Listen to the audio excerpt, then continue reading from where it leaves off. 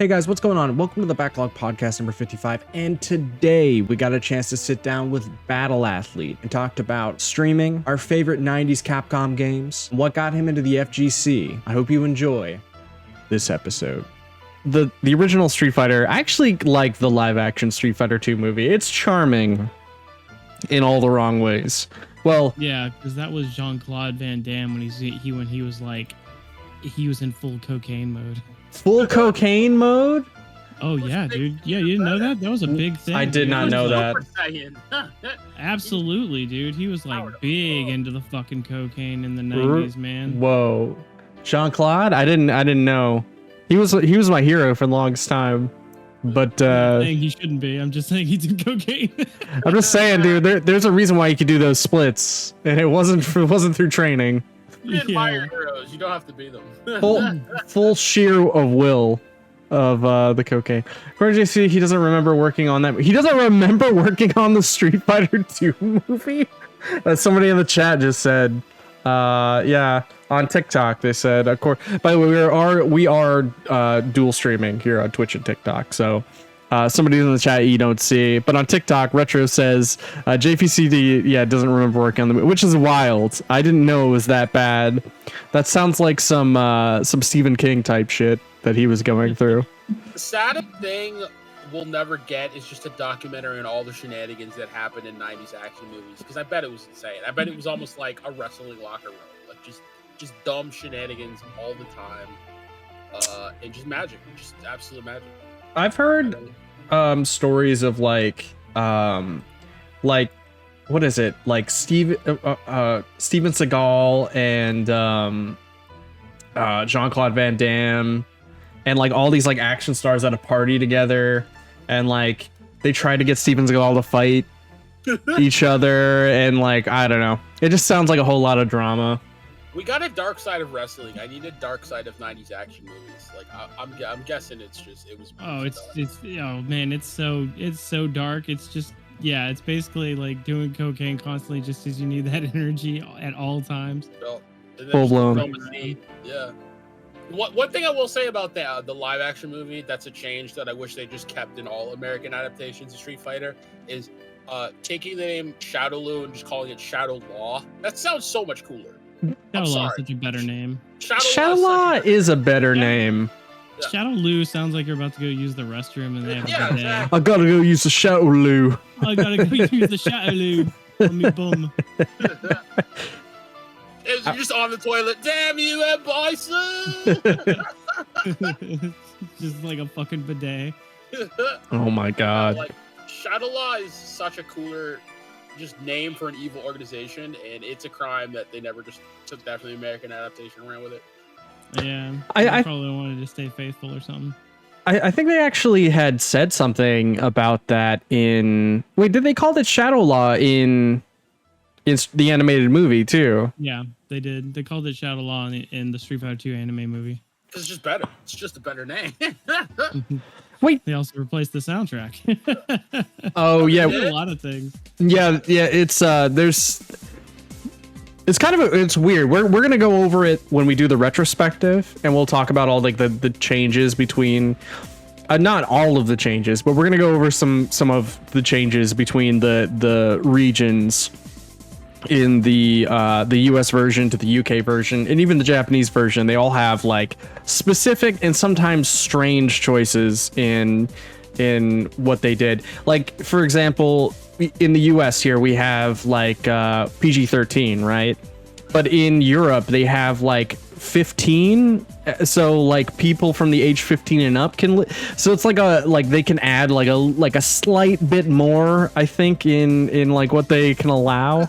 Isn't this the one when like Chun-Li's shirt gets ripped in half by Vega, and like you see some like depending on which version you might see a little toddy?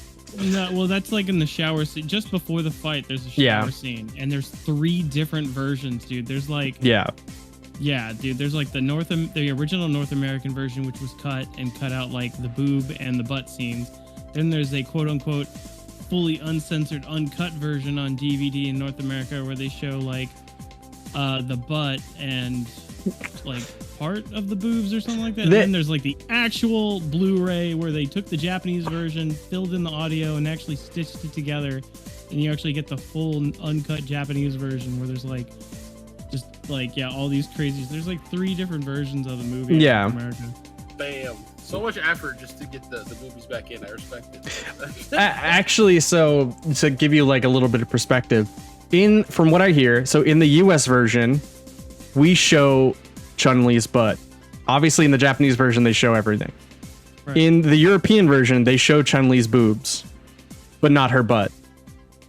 And so, no, I watched it. I did some research on it for the retrospective. Research, quote unquote. So no, but I'm sorry. So from perspective, so confirmed. US or ass men confirmed. You heard it here first. Absolutely. Just Americans like shy away less from the butt than they do the boobs. Europeans are about the boobs apparently. That's like an interesting like sociological study though. Like, is it because the media allows butts but not boobs? That, like, I don't know. Everywhere. But yeah, there's actually a video that was really helpful going over the differences between each regions, and it's really good. I'm going to link it in the description of this video when it goes up on YouTube or even on the podcast if you guys want to take a look at that. But that was like one of the things that they talked about was it shows like a different amount of whatever it is, like exposure to Chun-Li. But then there's actually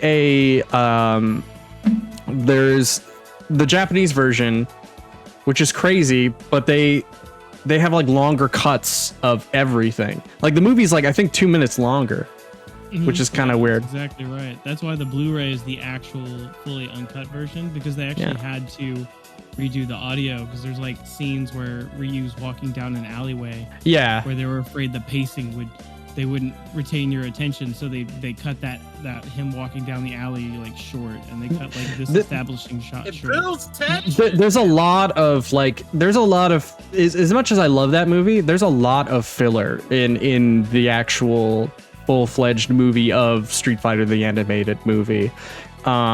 It's not necessarily a bad thing. I just think it's weird that they're like, no, we got to cut this. Like 2 minutes seems sort of arbitrary in. But I get it because, like, you know, when you have stuff like Dragon Ball Z, where, you know, you hear about the regional differences between episodes, where like they were scared to death of pauses in the US, so they would have like characters grunt a lot or say lines while they're like Goku's off screen or something like that. They don't want the they're afraid to keep things quiet. Like they constantly have to jingle keys in front of you or something. Especially for kids. Yeah, especially for kids.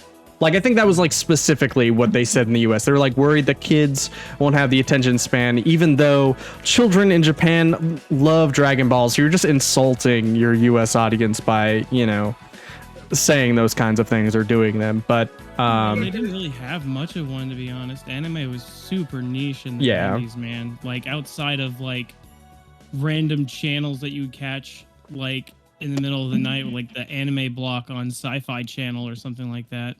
You know, there was just like it just wasn't playing anywhere. You just assume it was some like really cool looking cartoon. Battle Athlete, I'm assuming you're our age then, right? You must be. Oh yeah, I'm old as hell. I am 34. I stopped counting after 30. 32. How old are you at Battle Athlete? You don't have to say if you don't want to. No, I'm 37. Oh, whoa. Okay, so then you do remember. You probably remember better than I do. But I remember vividly when you know, the Sci-Fi Channel played anime on Saturday mornings, or you know, anime was just so new in that kind of era that, you know, it was like it was hard to get a hold of anime, and it was at the time where, you know, I remember assuming all anime was good. Does anybody remember assuming that? Like, where it's like, oh yeah, this has to be good. It's anime. It's just like Street Fighter 2, the animated movie. My hands on. Exactly. It was just like any anime I could get my hands on, and I would just like, oh my god, it's amazing. Look how good the cartoon, and it felt like this niche thing that you would attach your personality to. Yeah. But it's funny. I go back and look at my collection. And I'm like, 90% of the stuff that I collected, like DVD wise and like VHS wise, I'm like, this is garbage. I would never watch this again. This is terrible. Like I remember like absolutely loving the American version of Card Captors, like Saturday morning cartoon or whatever. Like I go home and watch it. I'm like, this is the greatest thing ever. Like, thank you, Japan. I remember that. Like, when I hear about like, oh no, like the actual Japanese version is an entirely different, much darker show. They stripped out half of it just to like make it a kid show for America. I'm like, yeah, same thing with One Piece. Yeah. I mean, I remember it was, if I heard correctly, I think Card Captors in Japan is more like slice of life, isn't it more slice of life? I think it's like more slice of life, like, day to day, like action is like a part of it, but it's not the main aspect of Card Captors. Card Captor in Japan allows you to soak in the atmosphere and like not berate you with like music and loud noises and a lot of talking. It'll like just have her skating with no dialogue, and just like soaking in, like there'll be birds chirping and just like ambient music or something like that. But then you like watch the American version, it's like blaring poppy music, and she'll be having inner monologues while she skates, and all this stuff. They're too afraid to let it sit still. Like they don't want the animation to sell itself. They just they're too afraid that they have to retain your attention. Also, it's like it creates like a totally different experience for the show, because they like in America they kind of build it as like an action show, like, oh yeah, she's having so much fun on these adventures fighting evil. And in the Japanese show, it's like, no, she'd rather be chilling with her friends. She also has to fucking save the world. But yeah, I think it was kind of wild, because I remember like watching anime, or you watch like Dragon Ball Z, or like even Street Fighter 2, the animated movie, and then it's like, man, anime must be the coolest thing ever. Why didn't we get this? And then you realize like, no, you're being hand fed the good stuff. And it's because it's such a new medium that, for the most part, companies, or unless it's like Kids WB or whatever it may be, not Kids WB, yeah. Is it Kids WB? Yeah, it like would just, for kids, yeah. Kids WB. Yeah, we would just kind of like hand feed you the good stuff, like give you Dragon Ball Z or, Street Fighter the animated movie. It's like, man, all action scenes in Japan must be this good. And it's like, no. Yeah, I feel like that's also a big part of people being like, oh man, anime used to be so much better. But you were, kind of like what you were saying, you were being spoon fed the best stuff. Like, here comes Ninja Scroll, Akira, Ghost in the Shell, the big names or whatever. But people are quick to forget the garbage shows too, like you don't remember the bad ones. Like, garbage shows from the 90s are probably like, oh yeah, like this DVD sold 500 copies and you'll never see it again. You know what I mean? Like, it's not even thought about anymore. Yeah, that's exactly. Yeah. There's still great stuff that comes out today though. Like I was definitely at one point of the mindset where I'm just like, man, they don't make them like they used to, and I still stand that there's the classics and the legendaries like from back in the day. But today it's like there's some like incredible animation, like so like Cyberpunk Edge Runners, or Bubble, I think it was called, the one with the parkour and a post-apocalyptic Tokyo. That was on Netflix, like, right? Yeah, I really liked it a lot. But my point being is that there's a lot of incredibly impressive animation for today. It's just you just gotta find them. I would say the animation in terms of visuals is still very cool. Again, I still miss the hand-drawn media, but I realize that like a lot, it's prohibitively expensive nowadays, especially on the timeline they have to make anime on. My biggest thing is that like I feels like because anime has gotten so popular, maybe it was always this way, maybe it's just my bias of seeing a lot of what just comes out of Crunchyroll. Like they definitely feel like the target audience is that like 13 through like 21 range. And the farther I get out from that, I'm like, oh, I wish I had more anime for adults like they used to be, but there really isn't. So that's so true. I gotta pretend I'm in high school. Like, it's terrible. That's so true, man. It's targeting teenagers with like I didn't realize it at the time, but a lot of like TNA or like titillating animation, or like the fan service scenes, you don't realize that that's like basically targeting that demographic where that like heavily retains your attention, because then as an adult you're just kind of like, you know, you're like, oh, here comes the trope, you know, you kind of like some a little bit. Yeah, like that's supposed to, that stuff is supposed to target you. Yeah. But you know, like you're like that grizzled veteran smoking a cigarette, like, bro, this is my first schoolgirl anime. Please go to the next scene. Exactly. Oh, it's like, I've been around the block. I've seen a couple of things. Here comes that trope again. Been here, done that. I watched Air Gear a few times. Ooh, Air Gear. Man, the best thing about that was the opening and closing themes from Back On. Those were so good.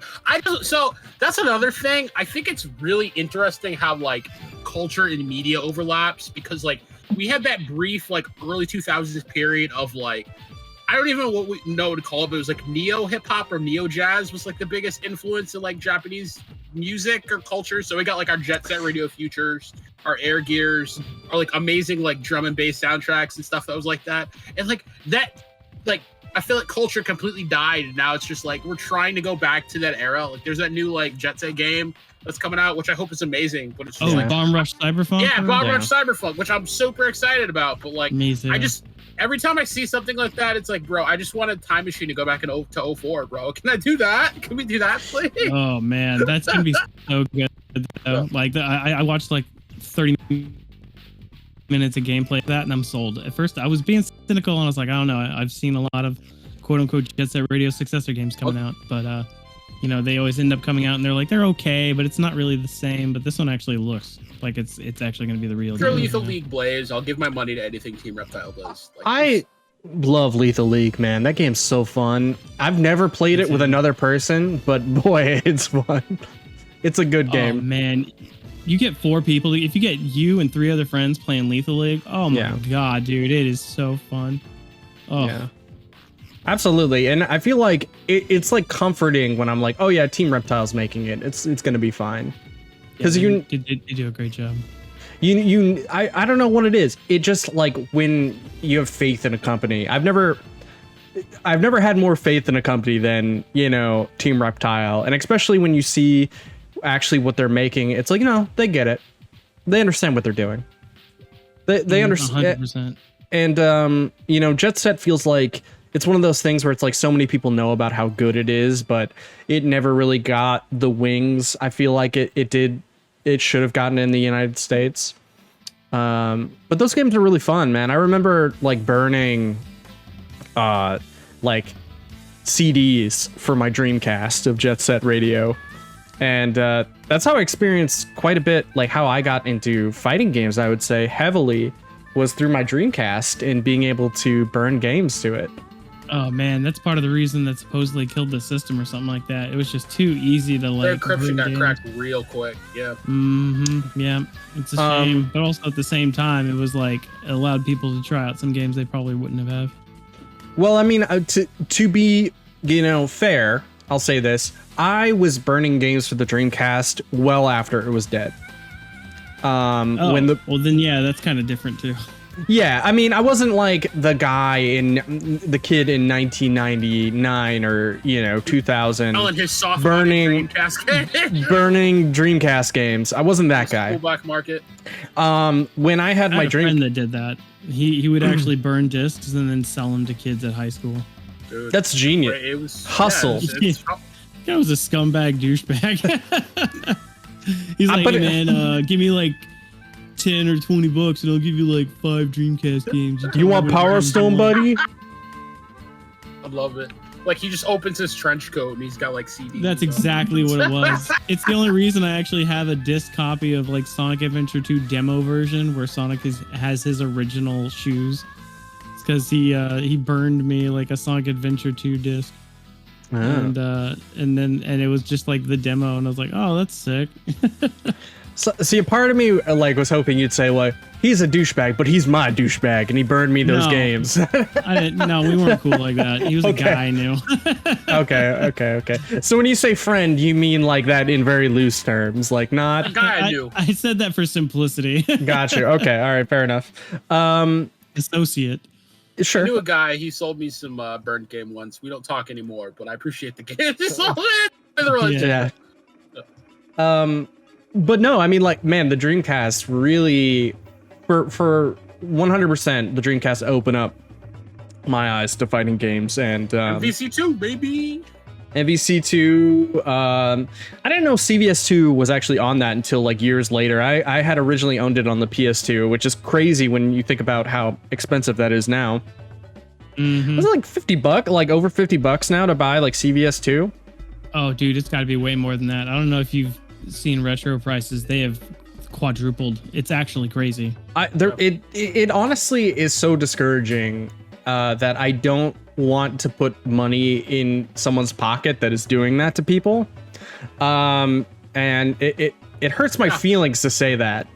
I can go both ways, because I'm like, if it's not a copy, if they're not just doing a repro and it's the original disc, I respect someone who's kept their stuff in good condition. Sure. Like, I respect someone who's like, actually like, yeah, this game is 15 years old, but like, I kept the booklet in working order. I kept the disc in working order. You can have the case. It looks nice. I'm like, you know what? They deserve a decent amount of money just for that. Like, not crazy prices. Like, I don't want to be paying $90 for Kirby Air Ride. Well, it's not like they own it themselves. Like, I'm talking namely about like retro video game stores where they go to every garage sale and every flea market, pick up all of the games you want, video game stuff for pennies on the dollar, and then jack up the price. Yeah, to like that's not $100, $250.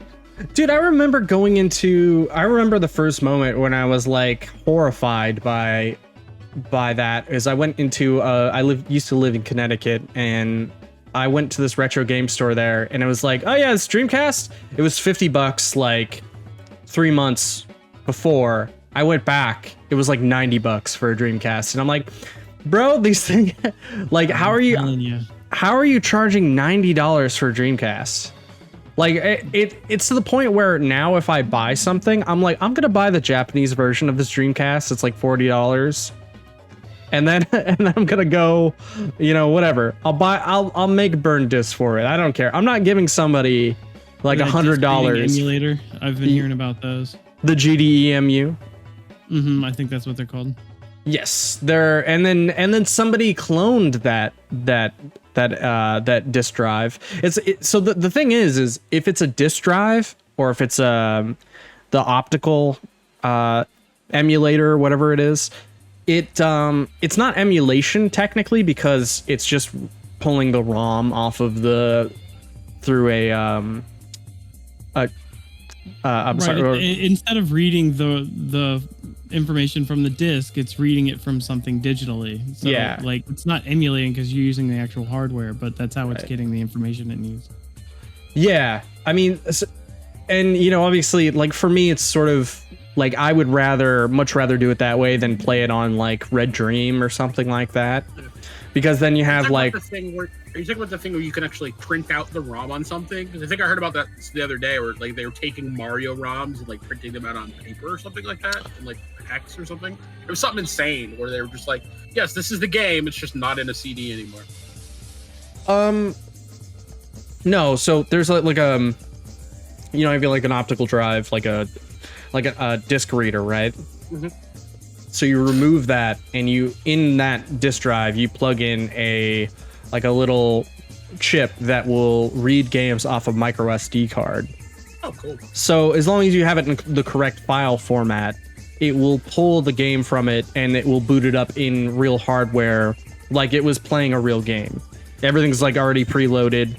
It runs without, it's just like, it's a 1-to-1 to like playing on a disc.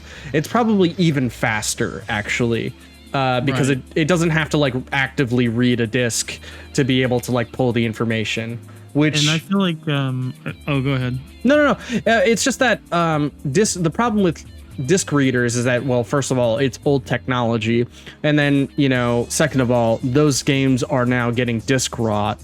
So not only is your console dying, but your discs are dying too. That's which exactly what I was about to say. Was that in the future, I think it's the consoles themselves that'll actually be worth a lot of money. But the actual games and discs are, like you said, disc rot is happening. Even if they're in good conditions, like if they're in storage, they're definitely like probably already rotted. But like if they're even in good conditions, like those discs are eventually gonna succumb to disc rot and not be worth anything outside of their box art, and just for sentimental and physical value, you know. Yeah, and which is another reason why I don't do and I don't pay, you know, a scalper for that stuff, because not only is, you know, first of all, the money going to their pocket and only their pocket, you know, instead of like Capcom's pocket or whoever the hell, it's the discs are also dying too. And if you're not maintaining your hardware properly, then that's going to die as well. And the only advice I would give to someone who is into having retro consoles is that you can pay a professional modder to cap your console, which will, you know, give it a lot more life, because really what happens is a lot of times is the caps inside your console will die first, and then that will capacitors will, and then that will like kind of cause a chain reaction to ruin other things inside of your console. So if you keep your console recapped and pay somebody to do that, it's relatively not too expensive. You know, if you do it like every like 6 months or so, you pay somebody $60, maybe $90 to recap a something that's really volatile, like that Sega Saturn over there that is just basically a brick now. But I would highly recommend that, especially if you have something that, like, Sega Saturns are really bad about dying. Like, this is my second Sega Saturn. I'm gonna have to get a third one, right? All because I didn't like go ahead and get it recapped. You know, the picture went on this Saturn, so you know I got to start from the ground up. Sega Saturn from when I was in middle school, and then I bought a white Japanese Sega Saturn a couple years. Like, was it that maybe sounds like 10 years crisp. Nice, man. Yeah, I have my original Dreamcast still, but I like, it's always in the problem is it's always in the back of my mind. Like, when's it gonna go? You know what I mean? That's true. Like, eventually it's got to give. Wasn't every the Saturn every time I turn it on. Wasn't the Saturn the first like consoles with like an internet too as well? Like, not a lot of people had an internet, but I thought it had like a web browser. No, pretty sure that was Dreamcast. I think it was Dreamcast, but I think maybe what you're thinking of with a Saturn is it has like a connector port in the back, so you can like link two Saturns together. Yeah, it had some like weird networking thing that was like new at the time. I can't remember. What I don't think I had any internet access whatsoever. Pretty sure that was Dreamcast. And even if it did, it was most likely just a Japanese game, because God knows that in the US, no Saturn games were supported that well. And you know, we didn't get like even half the amount of games that Japan got, which is a shame because the Saturn has some banging games on it. Yeah, it really does, man. So they only work really well on the Saturn too. Like, they're very, very difficult to emulate. Yeah. So I just looked it up because I remember the commercial. There was a thing called Sega Netlink. It was an attachment for the Sega Saturn. It came out in 1996. So like, it gave you email and like, I think 28.8 internet, if you want to call it KB internet, if you want to call it internet. This is a thing that nobody had. Well, yeah, those kinds of extensions even existed for a Super Nintendo. Yeah. Really? Oh wait, is that like the Satellaview, like the thing that plugged into the bottom of your Nintendo, and then like it gave you like satellite, like you could download the different versions of like Link to the Past. I'm sure it was like super, like just minimal bandwidth, whatever. Yeah, it was like it was like a cartridge or something. I remember watching a video of it. I think it was like a Pro Jared video, and I watched it like years ago or something. But it was like the most bare bones. Like, who would use this? I can't imagine like a bank accountant using his Super Nintendo for this like. Hold on, I gotta check my email. Yeah, on my Super Nintendo. That sounds like the most Japanese thing ever. Like, only in Japan would people use like a Super Nintendo to check their email or something like that. I don't know. Ahead of the curve. Living the dream of the 90s. Salary man. Away your friends. You're like, yeah, man. I check my emails on my Super Nintendo. No big deal. You're really trying to impress your friends that like don't care anymore. That's right. Like those kids that wore those portable headsets, like the R Zone or something like that. Like, you're supposed to be like walking around school with this like headband and this thing attached to your eye, like you're a space pirate from the future. Oh my God. You're like, yeah, man, ask me about what I'm doing right now. I'm playing on my please do it. Please ask me. Please. Kid is like pro level in Wall Street. Kid, he's gonna be like a trader one day, just as like that, you know. Yeah, exactly. So, oh, by the way, we forgot to do introductions. So, yo, guys, welcome to the Backlog podcast number 55. I'm Matt. August. Battle athlete. Battle athlete. The one and only. Just like Batman. I'm gonna have to add that to the title. If I missed the question mark, I'm sorry. Question mark. So Battle athlete, why don't you tell us a little about yourself and what you do, man? I've been streaming on Twitch since like 2014. Got partnered at like near the end of 2014 and been streaming like ever since. For a while I was consistently making like YouTube videos in like 2015, 2016 for like a year or so, and then mostly playing like fighting games and honestly whatever I feel like playing. Anything from like horror games to racing games to like platformers, you know. Yeah, I just been existing on the internet, you know. I'm also a former Marine, disabled veteran. Oh, hell yeah. Just hanging out and playing video games and mostly fighters lately. I've always been playing fighting games, but it's sort of been my focus for like more recently, I think. Happy pre-Memorial Day. Oh yeah, it's Memorial Day weekend. Yeah, exactly. Indeed, sir. I get the day off tomorrow. I'm so excited. Oh yeah. So can you tell us like kind of what was the point? And obviously we're a fighting game podcast, but we kind of talk a little bit about everything. And there's no stress. We don't have to talk about fighting games, but hey, but let's talk about fighting games. So since we're on the topic, no pressure. But talk about fighting. No, tell us. So how did you get into playing fighters, man? Man, it goes pretty far back. You know, this actually circles back around to watching anime in the 90s. Hell yeah. When I was in middle school, I was like channel surfing in the summer, and then I came across that sci-fi anime block at like whatever in the morning, and I had caught the last part of Fatal Fury, the movie, the anime. Oh man, that's so good. Wow. Yeah, dude. I've never seen that. Oh, it's pretty sick. It's deliciously cheesy, and the fight scenes are like varying in animation styles. But I caught the last part with Terry Bogard fighting Jammin, and he's like doing the burn knuckle and like that whole last fight scene, and I was like, holy crap, this is the coolest cartoon I've ever seen. I was like, Terry Bogard, Fatal Fury. I think I've heard of that game, and like, I was like, I just really wanted to play Terry Bogard like in a fighting game, the same way that Street Fighter 2, the anime movie, made me want to like kind of play Street Fighter. But so I tried to order a copy of Fatal Fury on Genesis off this magazine, and they sent them my money, and they never sent me the damn game. Wow, really? Oh, savage. Yeah, I got scammed. I was like, oh man. So what I did is I went to a local arcade, and they had Capcom versus SNK 1. And I was like, oh, there's Terry Bogard. So I started learning how to play Terry Bogard. I would do Buster Wolf.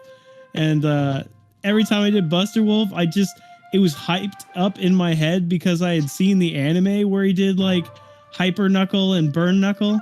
So I'm just like in my head, like, yeah, Burn Knuckle, yeah. It's just like feeling it.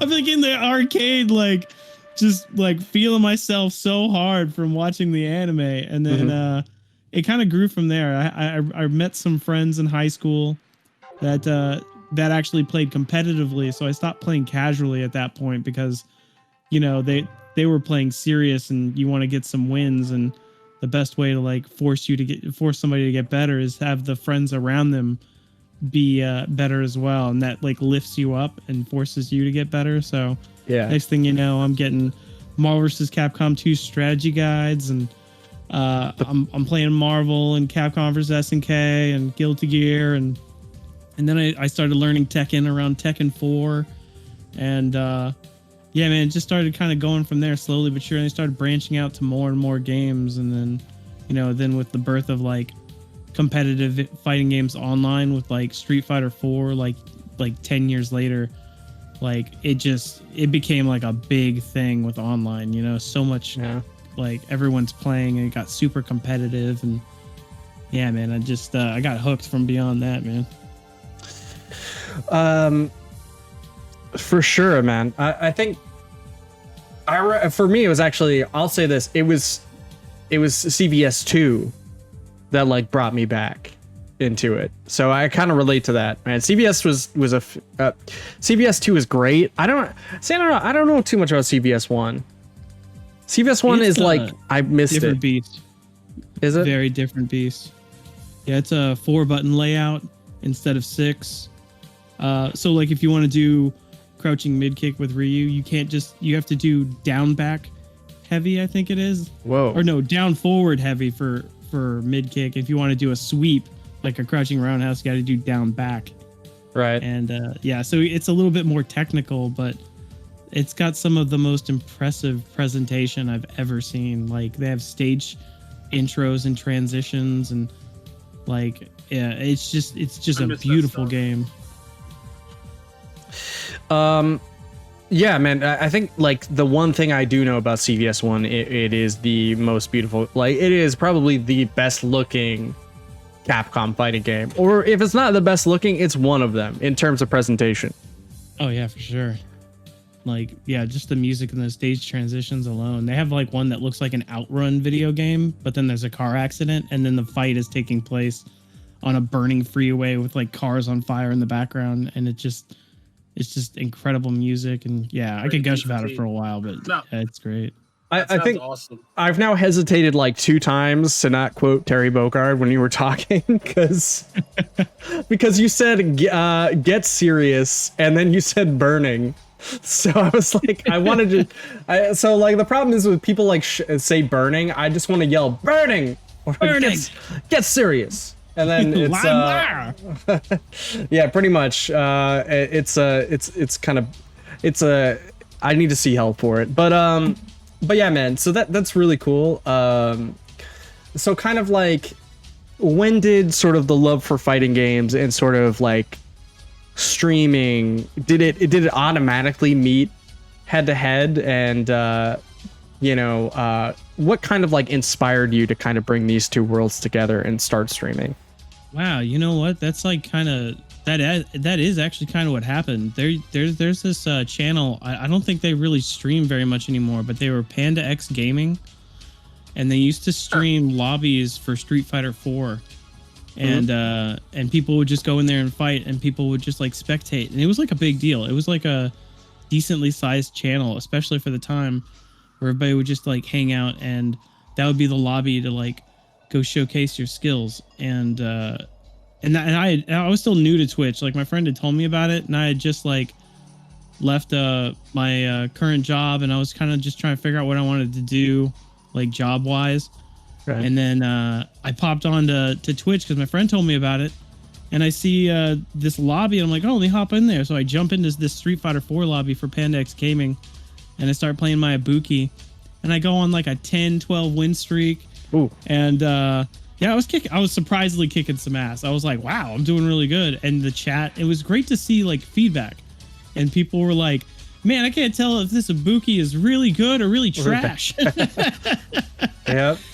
And it was just so cool to be able to, like, basically make your gaming interactive with people to spectate and talk with. And I was like, dude, I should try to figure out how to do this. Not as a job at first, but I was just like, this could be really fun. So I could start sharing my game footage and stuff. And I bought like a capture card and hooked stuff up and made some extremely cringe content for the next couple of months.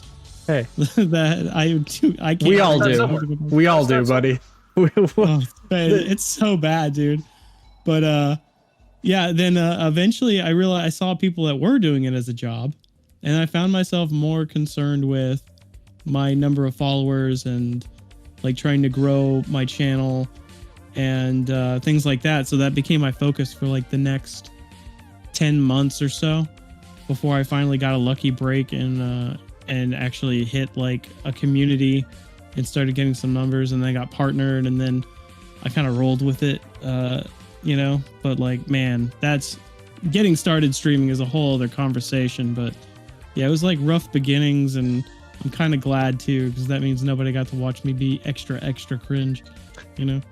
I mean, I feel like I always respect people who do something that they're not good at, or, you know, they go through the pains. You know what I mean? They weren't like a comedian or an entertainer before, and, you know, they kind of just, they did this thing, they gave it a shot, and they stuck with it even though it was, you know, it wasn't easy at first. And that's always something that there's a lot of people that would just like, I mean, I'm sure you've met them before, but there's always people that will just talk shit to you about like being bad at something, when realistically they've never been good at anything in their life because they've never gotten past the part where they were bad. You know what I mean?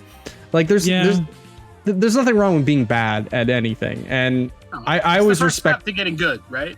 Yeah. And I always respect people who go through that process of like, well, they're here for a reason because they took feedback. They were bad at it, but they kept going, you know?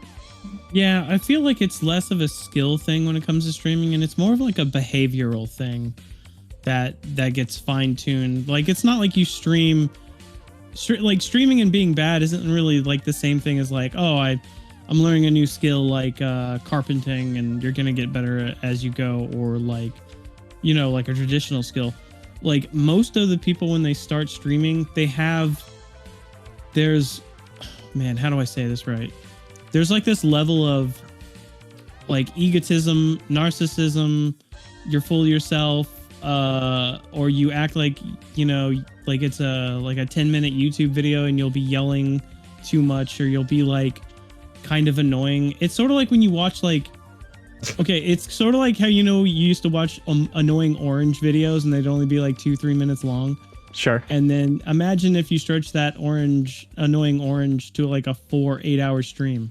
Like you'd be over it in the first 30 minutes to an hour before it would start to like really, really just like be annoying and frustrating and not want to watch. I feel like a lot of people try to be YouTube personalities, or you know, they have it in their head that like this is my channel, I'm the center of everything, and it's more of like a self-fulfilling ego thing. Yeah. And less of an entertaining thing, and that's not just like a personal thing. I see like a lot of people when they start out, even if they do get lucky and hit like this hit an audience, that once the audience stops, or if the audience isn't perpetuating their ego or like inflating them, or if their numbers die, it's not really about the streaming or the entertaining. It's more about themselves. And it's in like little subtle things where like I saw, like there was a lot of people where I saw where I'm like, oh man, you know, they're blowing up and they're getting all these numbers, and I'd be like really jealous. But they would have like this awful narcissistic ego about the way they talk to their chat and the way that they would talk about their body language or whatever. But then as soon as like the views started to die, they just never did it again, and they just don't stream anymore, you know. And I just feel like streaming's a lot of highs and lows, and like there's this, yeah. I think you get what I mean, right? Yeah. I don't know. No, absolutely. It'd be too meta. Like, no, it's not meta at all. There's like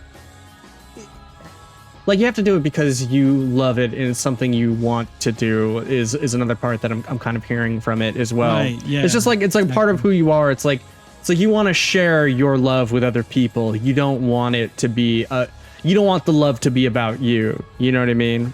Right. It's like a purist mindset where it's just like, I enjoy playing video games and sharing that experience with other people. Yeah. And sharing it. Yeah. I mean, oops, sorry. We're gonna no, it's okay. It's just, it's like, I'll put it this way. Like, I have a lot of people that I like to watch, and I like a lot of people, a lot of creators that I like to follow, and a lot of things that I enjoy.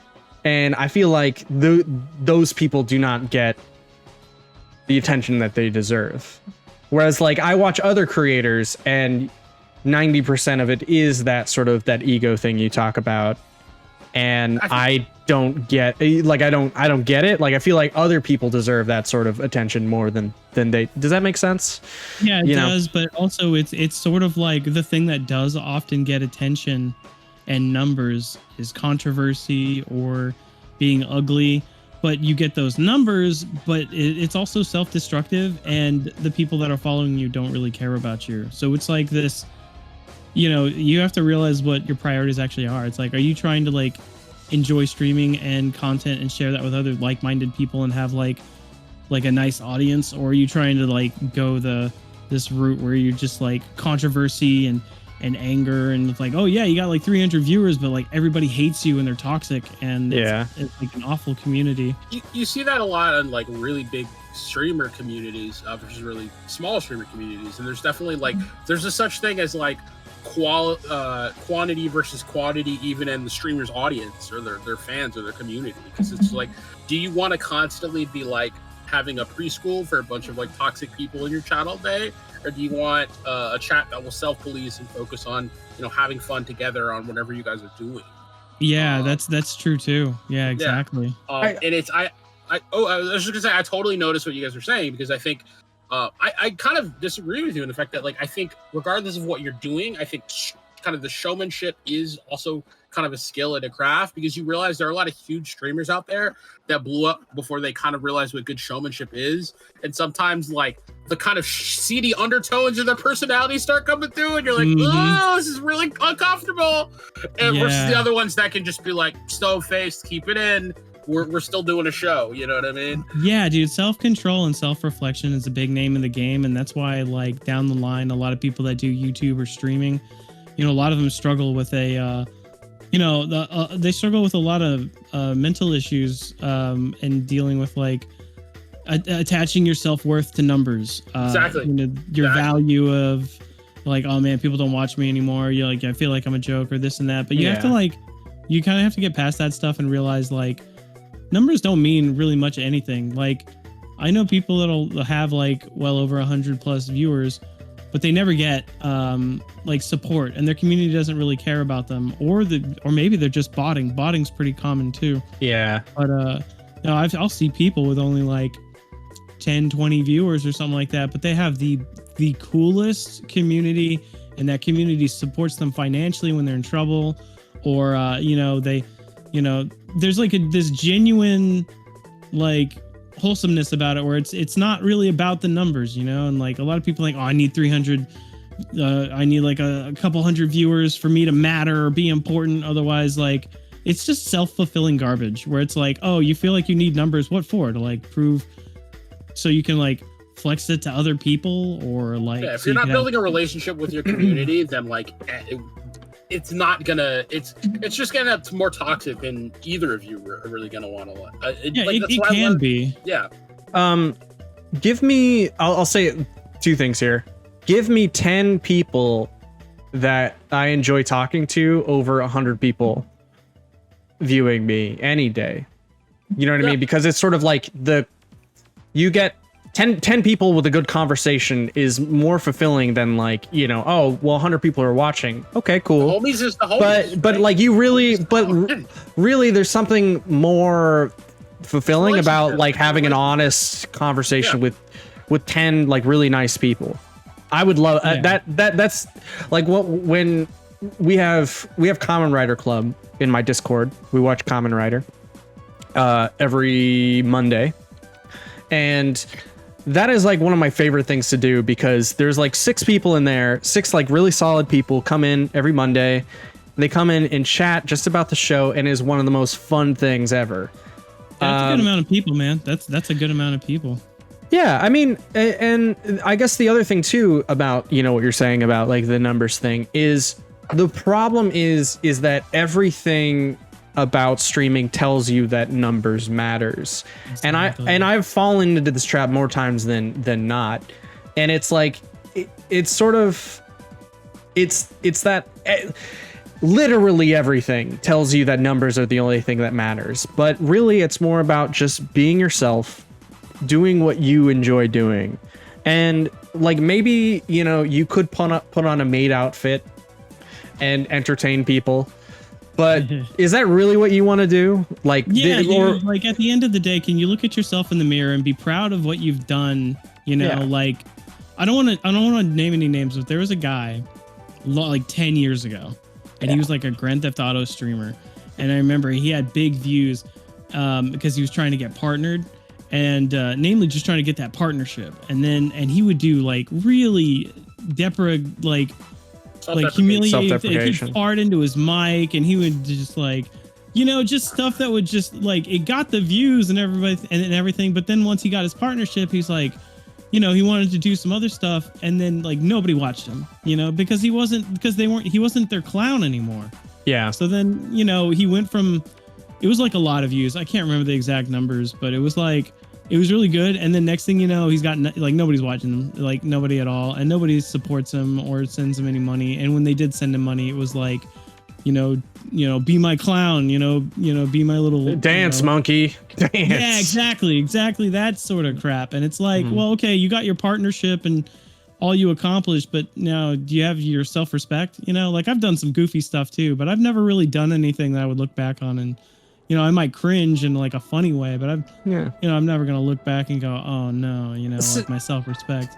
See, usually it's like I look back at something that I did in the past and I'm like, it's kind of cringe, but like a year or 2 years ago or something, and I could be like, oh yeah, that's cringe, but I'm also like, well, yeah, but I'm learning. You know what I mean? It's not like one of those things where I'm like, oh, I absolutely regret that, or but the only kind of community I can think of that's like truly 100%, like there for that person and there for the community is sort of like Maximilian's stream is like the only. I knew you were gonna. You knew I was gonna say. I'm sorry, man. They love him, dude. He loves us. He loves them. It's great.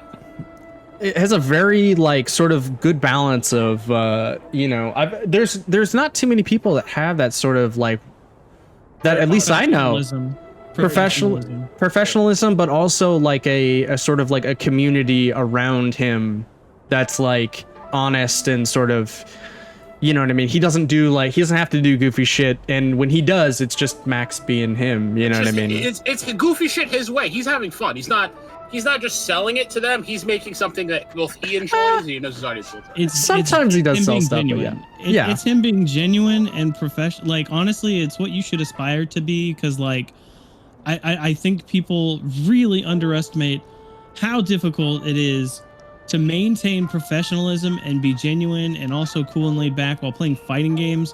While, like, from our perspective, we're like, oh yeah, we love Max, and like, oh, everybody loves Max. Like, dude, Max has just as many haters as he has people that love him. Yes. And it's got to be difficult to be playing fighting games and having all these people be like, oh, Max trash, and oh, I beat him in Third Strike, or I beat him in this, and Max isn't even that good, or like, they're missing the point.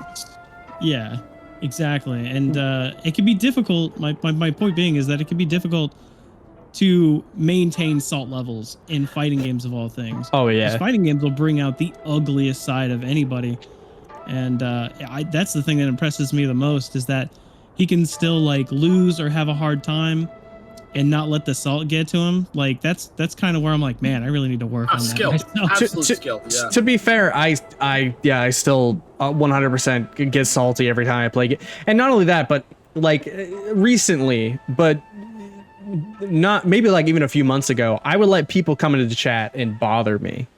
But realistically, you have to realize that those people aren't there to actually enjoy the game or watch you. You have to realize that they're just there as a representation of chaos. You know what I mean? They're just there to try to pick at you and fight you.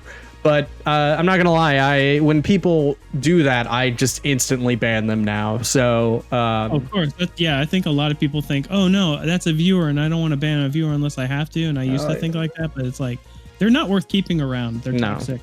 No, most of the time they'll be gone within like 20 minutes, like 30 minutes maybe. They're not like, if you ignore them, they'll just go away. Or if they're really truly like, hey, I'm not up for this today, ban. That's what I do now.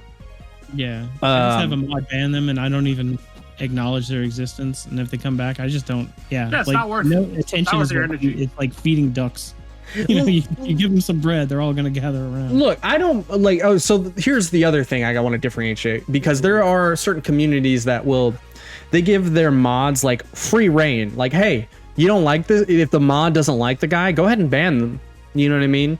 But for me, it's sort of like, to an extent, if somebody like is being competitive in some kind of way, or I'll kind of be like a little lenient with them, especially when I'm playing like games with them, but because they're like another fellow fighting game player. But if they're just some guy just coming through, like, then forget about it.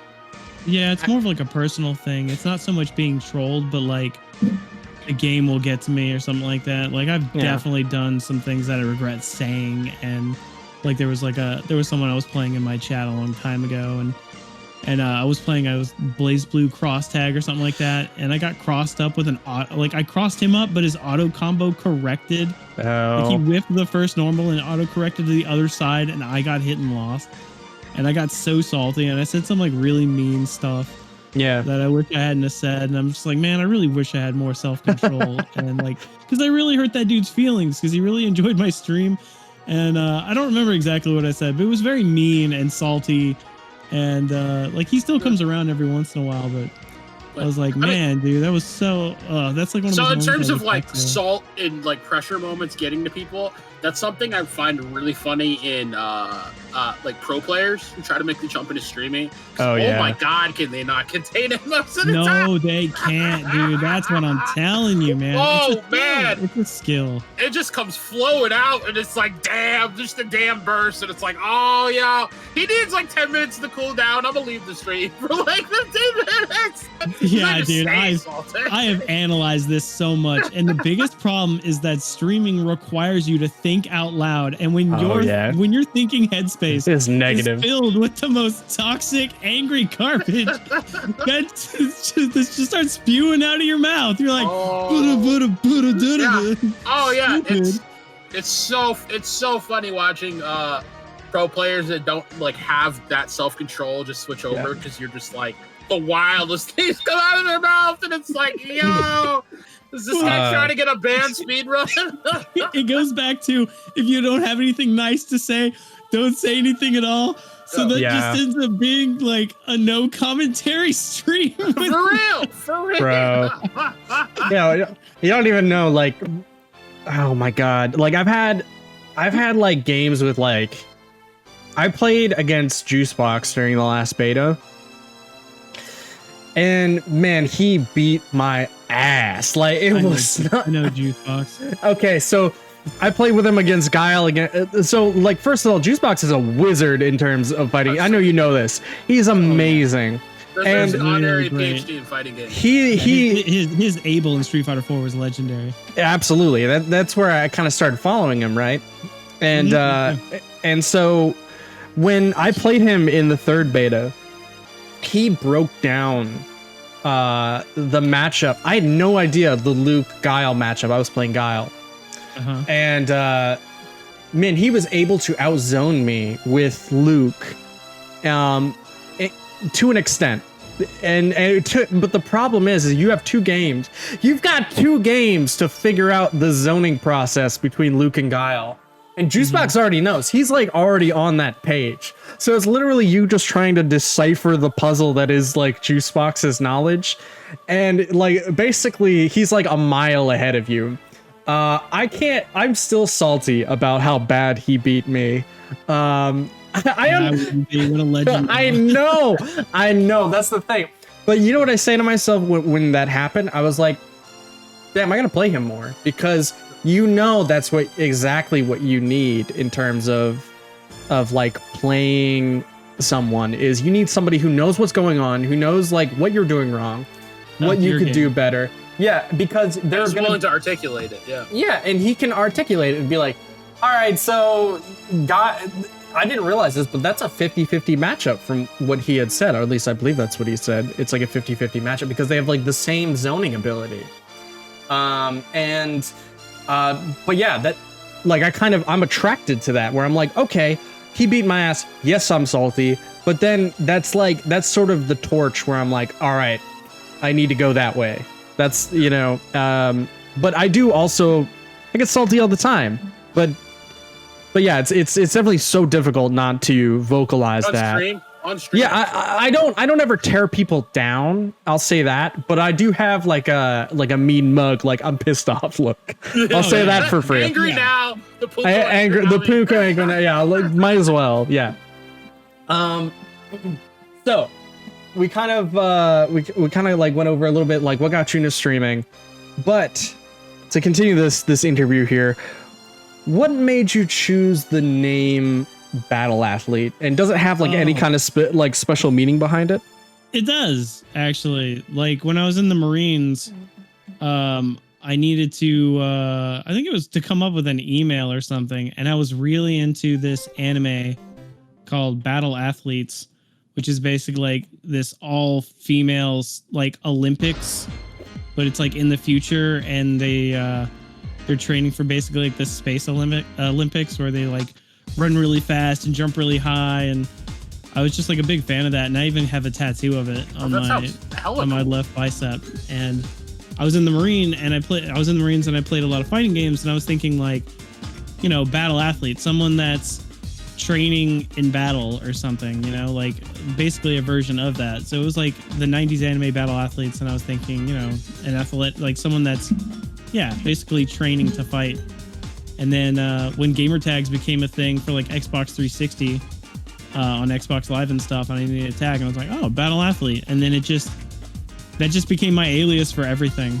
It was just like basically that. I feel like there needs to be a how-to like video on how to choose a good gamer tag, because your story was immaculate. Like I can never choose a good gamer tag to for the life of me. Like I have 5 different ones and I hate them all, but like that was an amazing story.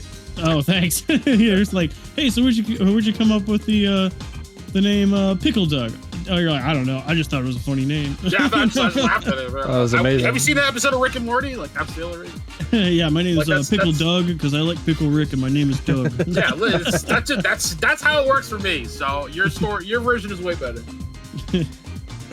Also, I think to run it back a little bit, I think when I first met you, it was when I had played Power Stone against you. And that's the first. Yeah, I played some games of Power Stone against you, and it was because I love Power Stone, and I'm like, how is this game played like at sort of like a higher level? Like what does that even look like? Because I don't know, right? And so like I would always kind of be into Power Stone, like looking, and then on Twitch I had favorited the category Power Stone, so I clicked on it and I found your stream. And boy, I got bodied in some Power Stone. Pretty like damn 20-0 or something. Say I was pretty bad, right? And yeah, so to run it back to the like getting salty, I didn't get salty, but somebody in your stream had said something about me winning a game, and you got mad salty at that person. I did? What did I say? You said, oh yeah, like he beat me one game, but I beat his ass so far. And it's like, I'm like, yeah. And I'm like, oh, okay. Oh, ouch. Damn, bro. I'm sorry. You got like, he's already like lying in the dirt, but it's just gotta grind him in. It's like I just got one. The problem is that guy was like, I don't think you knew that guy was kind of trolling you in retrospect. So I'm like, all right, I don't blame him. He's kind of being trolled right now. Context is hard to read when you're in the chat. You can't tell. No, I get it. Just like, you're in the crater like Yamcha, and like, just like spit on you too. Like, geez, man, what the hell? Yeah, that was a little bit of what it was, but it's all good, man. I came back, right? I came back. You got that one. I got that one. So with like your whole stream aesthetic, kind of like add to that is, I noticed that you have a ginormous sort of like 90s, like, and particularly Capcom, like game art style going around your stream. Like what was sort of what would you say is your like top influences for your kind of your taste in artwork?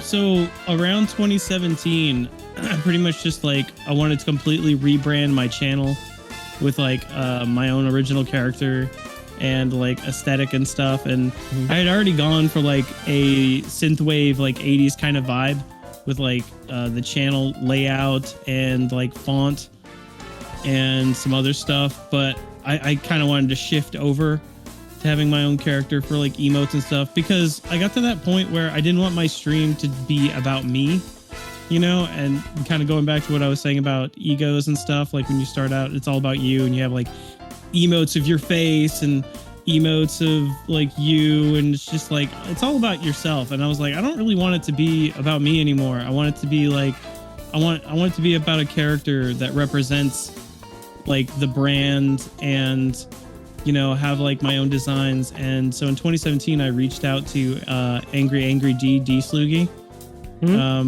And this was before he like blown up. Like he's like, everybody knows who he is now, but like this was like super early. He had like less than 4,000 followers on Twitter, and I hired him to help me finalize the designs on my character and make some animations and do some channel banners and stuff. And he did it for like so cheap for what he would charge somebody now. Yeah. And me and him ended up becoming friends just by chance, because we just enjoyed a lot of the same stuff, and we were talking, and then like within the next year he had completely like helped me rebrand my channel, and we're still like best friends now. Like I saw him the other day, and he'll always like make art and animation and stuff for my channel and help me like essentially rebrand and capture that sort of Capcom art style from like the 90s and stuff, because he's a big fan of that era as well, and inspired him when he was a kid. So it's really honestly all thanks to him and his art and animation, and just fortunate enough to have him as a friend, you know what I mean? And I just want to ask this like quick question really quick. Is your avatar heavily influenced by a character from Waku Waku 7? Yes. I knew it. I knew it, man. People assume it's Arena from Waku Waku 7, but the thing is like their ears are different, and I tried to combine 3 different things that I like. Akari Kanzaki from Battle Athletes, which is what my name is based off. That's why she wears a runner leotard. Right. And the color scheme and print is supposed to be like Battle Athletes. Then like the midriff leather jacket and gloves is supposed to be kind of like the Major from like Ghost in the Shell, just kind of going with that like leathery 80s vibe, and the sunglasses. And I've always been a big fan of like those rabbit ear style hairstyles. Like Akari Kanzaki has these 2 rabbit ear looking things that are just supposed to be part of her hair. And I also like Arena's rabbit ears, but like Arena's ears are actually fairly short. They kind of stop at her shoulders, or a little bit below her shoulders. And I just wanted like really long, like flowing, almost like scarf ears.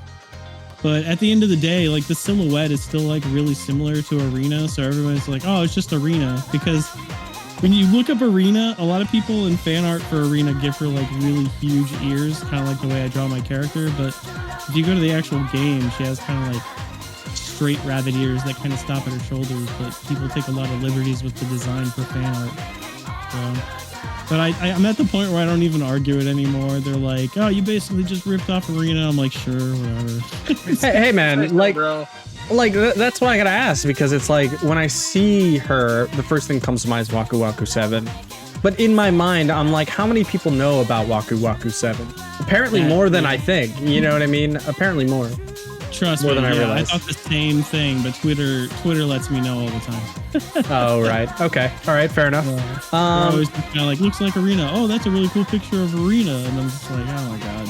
And then, in fact, my character looked like some other characters I didn't even know existed.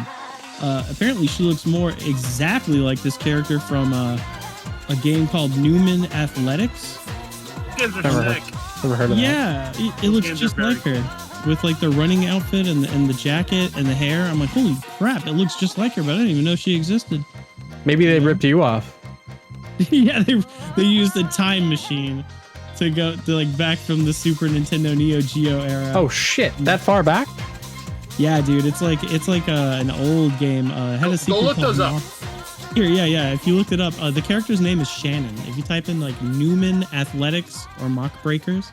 The coolest thing about those games, Max has actually, I think, played them once on stream, which is how I saw him, because like he's a big fan of games from that era too. But like, it's basically a collection of mini games in a game, So like it's you versus I think what 3 of your friends. Like it's a 4v game, and you just like compete at whatever like 5 mini games to win the overall title. It's very cool. Maybe you know what? Maybe what it was like Sunsoft that made Waku Waku 7, but also Waku Waku 7 I believe is on the Neo Geo. So maybe they ripped off themselves, you know. It was originally a Neo Geo game, and then it came to Sega Saturn in Japan. Right. Okay, so what are, to kind of like lead into this a little bit, what are your top 5 favorite Capcom games? Oh, wow. Dude, what a great question. It's like I'm so excited to talk about this stuff. Top 5 Capcom. Does that include crossovers? Yeah, any game related with Capcom, that's fine. Okay. Oh man, choosing my 5 favorite children here, basically. Pick which one's your favorite, dude. Okay. The other one's really jealous. Yeah. Don't hold me to this exact order. Holding it to you. Okay. Number 5. I'm gonna make Third Strike. I love Third Strike, but it's like I'm not that great at Third Strike competitively. My parries aren't consistent. Top tier in that game is very oppressive, but it's still like a beautiful game, and you know, it's amazing soundtrack. I mean, it's Third Strike, you know, what do I need to say, right? And then probably 4th would be, oh man, probably Capcom versus SNK 1, because like we were talking about it earlier, like the presentation's really good, where it's like the scene transitions and the characters, and just I don't know, there's something so charming where you could tell that they like really went above and beyond trying to like push that game, like for just presentation overall with like the music and everything and the stages. And then my 3rd one would probably, I'm torn between like Alpha 2 and Alpha 3. Yeah. Probably I love those gonna have games. to go with Alpha 2. Which one is your favorite between Alpha 2 and Alpha 3? I love Street Fighter Alpha 2, but that's only because it's the only, like, I don't understand Alpha 3. I haven't played enough Alpha 3 to understand the game.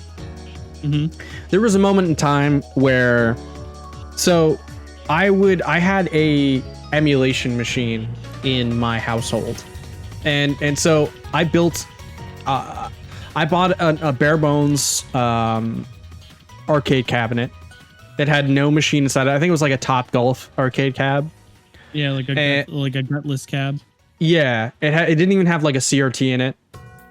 So what I did was I bought it for like $100 or $90, and then I brought it to my house.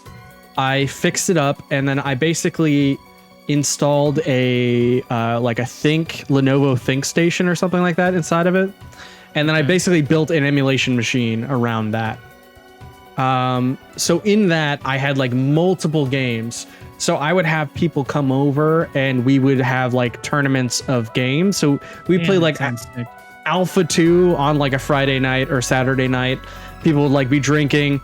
And what I did was I basically introduced my coworkers at the time to a whole bunch of arcade games they had never played or even heard of. Like they didn't know about fighting games, but I'd like have them play Marvel vs. Capcom 1, you know, like, and believe it or not, these guys were only people that would play like Call of Duty or, you know, any kind of like anything modern.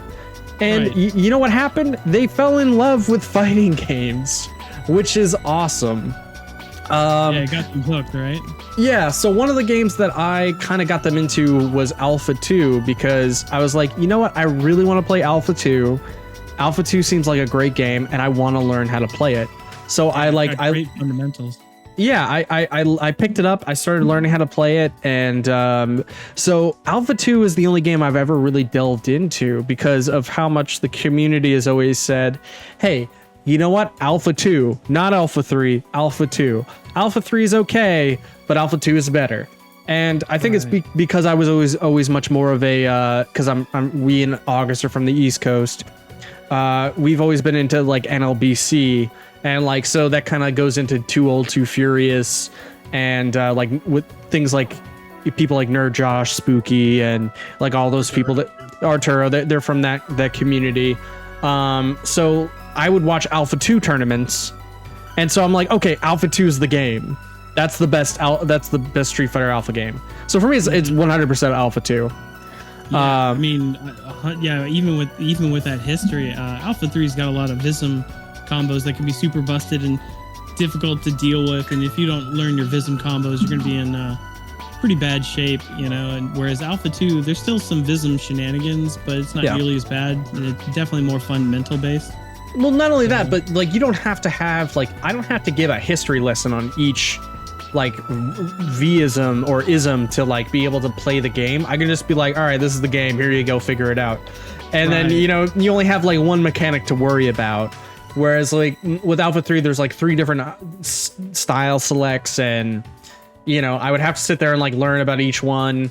I feel like that's why people like Street Fighter 2, because it's a little Alpha 2, because it's a little bit more straightforward. It's like a prettier Street Fighter 2 that's revolves around footsies, neutral, fundamentals. You know, it's less about like long strings or gimmicky combos and stuff. Like those things still exist, but most people can still enjoy it on a casual level, which is probably why Marvel 2 is so successful, because Marvel 2 is both Marvel 2 can be a shallow kiddie pool where casual people can have a great time and think they're amazing, but it also has so much depth where there's just like this super high low skill floor, high skill ceiling.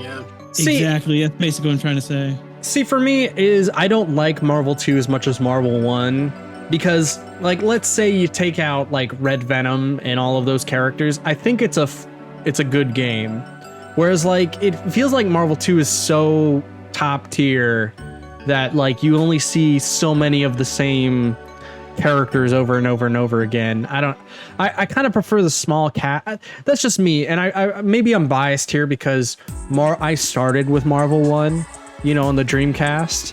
So it's not like, you know, I didn't really find out about Marvel 2 in the high tier until like, I don't know, like No Frills wouldn't stop talking about Marvel 2, but yeah, like Marvel 1 all the way for me. There would be honestly, there was a time that I would have basically parroted everything you said about Marvel 1 until I started playing Marvel 1 competitively. And like even outside of like Gold War Machine and like Red Venom and stuff like that, dude, Wolverine is freaking garbage broken in that game, dude. Yeah. The damage he pumps out and the mix-ups. Same thing with like regular War Machine or like Gambit. Like high level in Marvel 1 is maybe, I don't know, debatably not as oppressive as Marvel 2, but I learned playing Marvel 1 on arcade 1-up machines that that game is way more oppressive, and everyone has to pick Colossus, and Colossus is annoying as hell as an assist because he just flies in with the shoulder, does big boy damage, it interrupts anything, and then they get to go into like a full combo or like it's just the stuff that happens in that game is just like, at least in Marvel 2, the stuff that happens in Marvel 2, there's like, I have to respect the execution that's required of like playing Magneto and a lot of the stuff that people do in there, like triangle jumps and things. Yeah. But Marvel 1, it's like, I'm just like Wolverine's like Drill Claw, Thunderclaw or whatever, and you're like, and you're like, oh god, now I'm dead. Like, it's so stupid. Well, it's annoying. I mean, I feel like it's not as bad as X-Men versus Street Fighter, where it's literally like you get touched and you die. But I mean, maybe it is. I mean, X-Men, even though it takes some skill, the Wolverine bread and butter combos are so fucking easy. Like they're not even infinites. He just like, he does a dive kick and then it's like a mix up, and if he can like sweep you and then you eat a thunder and it's like fucking 70 or 80%. You're like, Jesus, dude.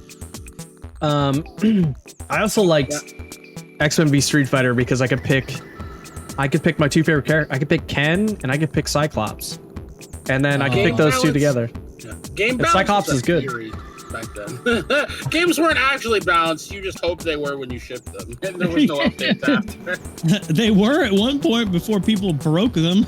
Yeah. Okay. They were balanced. So we have here, actually, we have the top 5 favorite Capcom games of all time.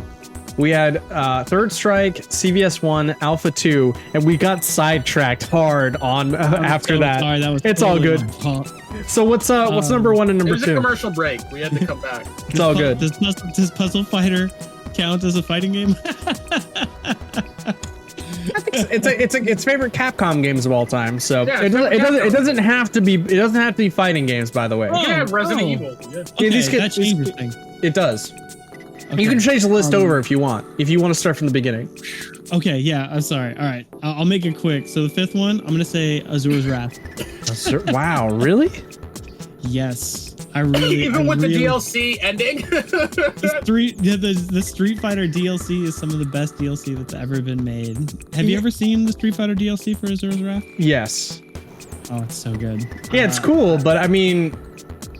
Either with that game you can either get over the fact that the true ending is through DLC or it's not.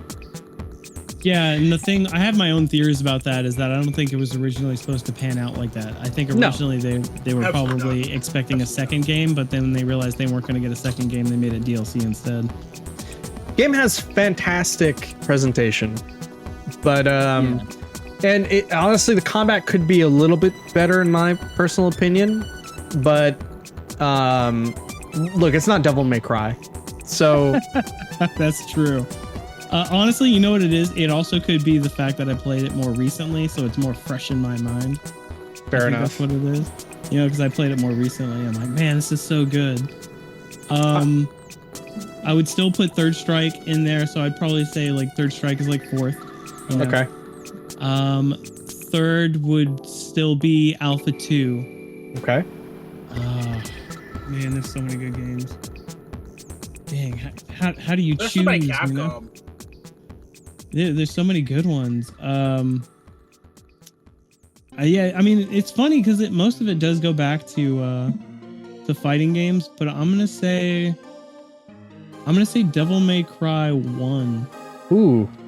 Yeah, I think Devil May Cry 1 would be my second favorite. Like, just because it was a genre-defining title.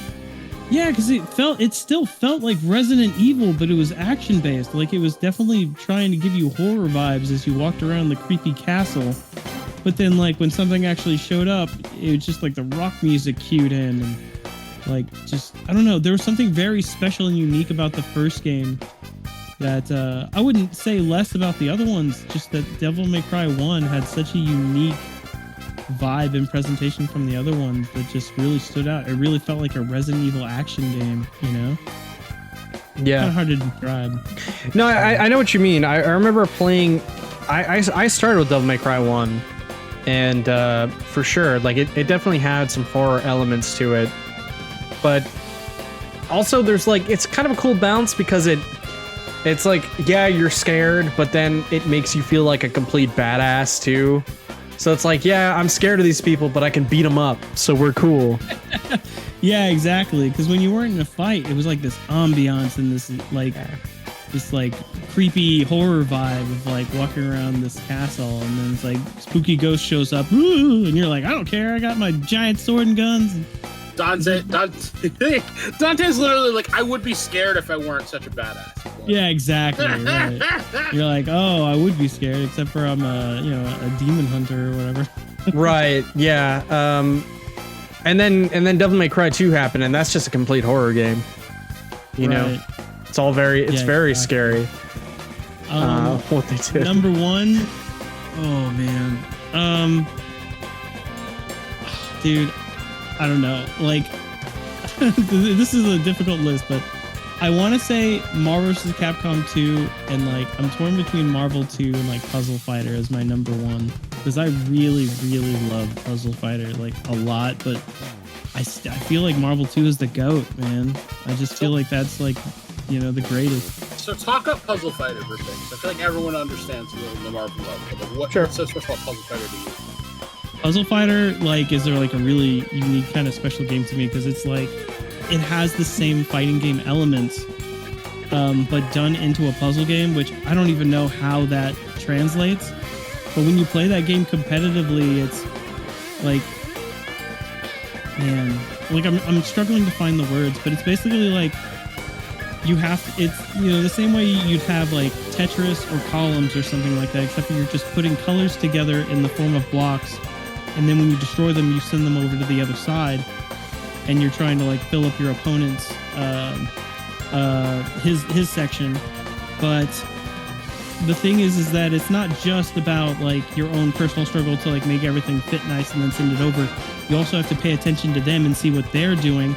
If I send over these blocks, are they just going to send them back over to my side?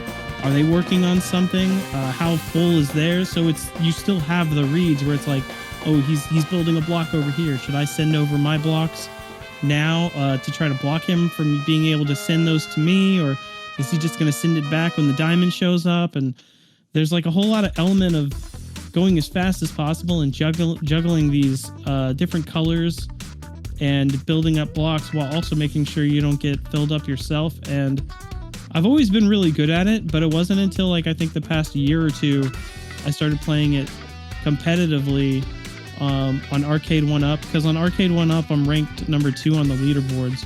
Baller, sick. Yeah. I pretty much grind that out. Like after I have dinner or something, I'll boot up the Arcade 1-Up. I'm like, anybody playing Puzzle Fighter? Like, who next am I gonna whoop? Got next? Yeah, I love it. I put my quarter up, you know. For like, real. That's sick. Shout out to Arcade 1-Up. Oh, such an awesome way to bring back old games. Yeah. I got like the big blue just so I could play Puzzle Fighter online with people, and I ended up getting like ranked number 2, and then also with that Capcom re-release of the Fighter Capcom Fighting Collection. Yep. Mm-hmm. Yeah, that brought this whole resurgence of Puzzle Fighter players out. And it turns out Alex Valle, you guys know Alex Valle, Papa Valle? Yeah. He's Uncle Valle. Yeah. He's a great guy. And it turns out he's a huge Puzzle Fighter fan. And he brought me on his stream. And we had like a tournament on his stream, and he had me like co-host with him, and I think I ended up winning the tournament. I don't know how. While commentating. Rigged. That's awesome. Oh yeah, I was commentating. Yeah, I did both. I was like Justin Wong commentating my own commentating his own matches. Yeah. I forgot that recently happened, where he's like commentating his own match as it's happening. It's hilarious. I don't know how. I don't know. I still think I think Papa Valle gave me the win. I think he was being a nice guy. But, I don't know, man. Bro, I played a game against him in Street Fighter 4, and that wasn't he did not give me the win on that one. I'll say that for free.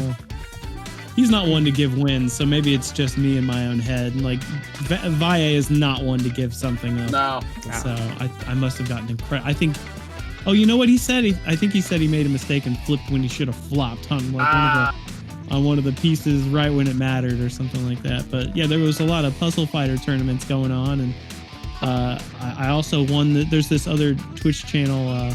They have like Puzzle Wednesdays or something like that on Fightcade, and I just happened to catch the tournament. I was just playing people on Fightcade, and then I played some dude, and in the chat he was like, "Hey man, you should enter in the tournament. It's about to start." I'm like, "Oh really?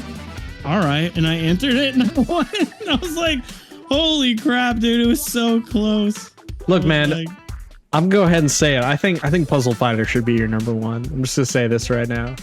You know what? I think you're right. Puzzle Fighter might. I think it's me. I'm gonna get a Puzzle Fighter tattoo and everything. Puzzle Fighter. Marvel 2 is an easy game to love. Puzzle Fighter is a hard game to love. That's true. I'm gonna put Marvel 2 here as a 1.5. Here, how about Fantastic. That's perfect. Thank you. Marvel. 1.5 sounds excellent. 1.5. All right, perfect. All right. Now, if you could, last question, if you could relive an experience from one game over again, what would it be? Ooh. From any game? From any game. Any game. Oh man. probably the first time I played Metal Gear Solid 1. A game is an experience. Yeah, I just feel like I don't like. I was thinking about this the other day. I was watching like a retrospective on like Metal Gear Solid games, and I was thinking about how amazing it would have been if I like had recorded footage of me playing Metal Gear Solid for the first time that I didn't know I was being recorded, so I could just go back and rewatch those genuine reactions of like Psycho Mantis reading my memory card, or like the controller vibrating, or just the twists and other stuff that kind of unfolded while I was playing Metal Gear for the first time. Like there's so many like intricate things. I felt the same thing about Metal Gear 2 and Metal Gear 3, but Metal Gear 1 in particular was like, that was such a big game, and it's just kind of sad because once you've played Metal Gear once, you know, you can wait a little while and play it again and it'd be somewhat new again, but you'll always remember like the Psycho Mantis scene and like all those other bosses that you run into and the twists and stuff like that. And I just wish I could experience that for the first time again, just because like that was like a really, really special game. You know, there's not really like a unique experience like that one.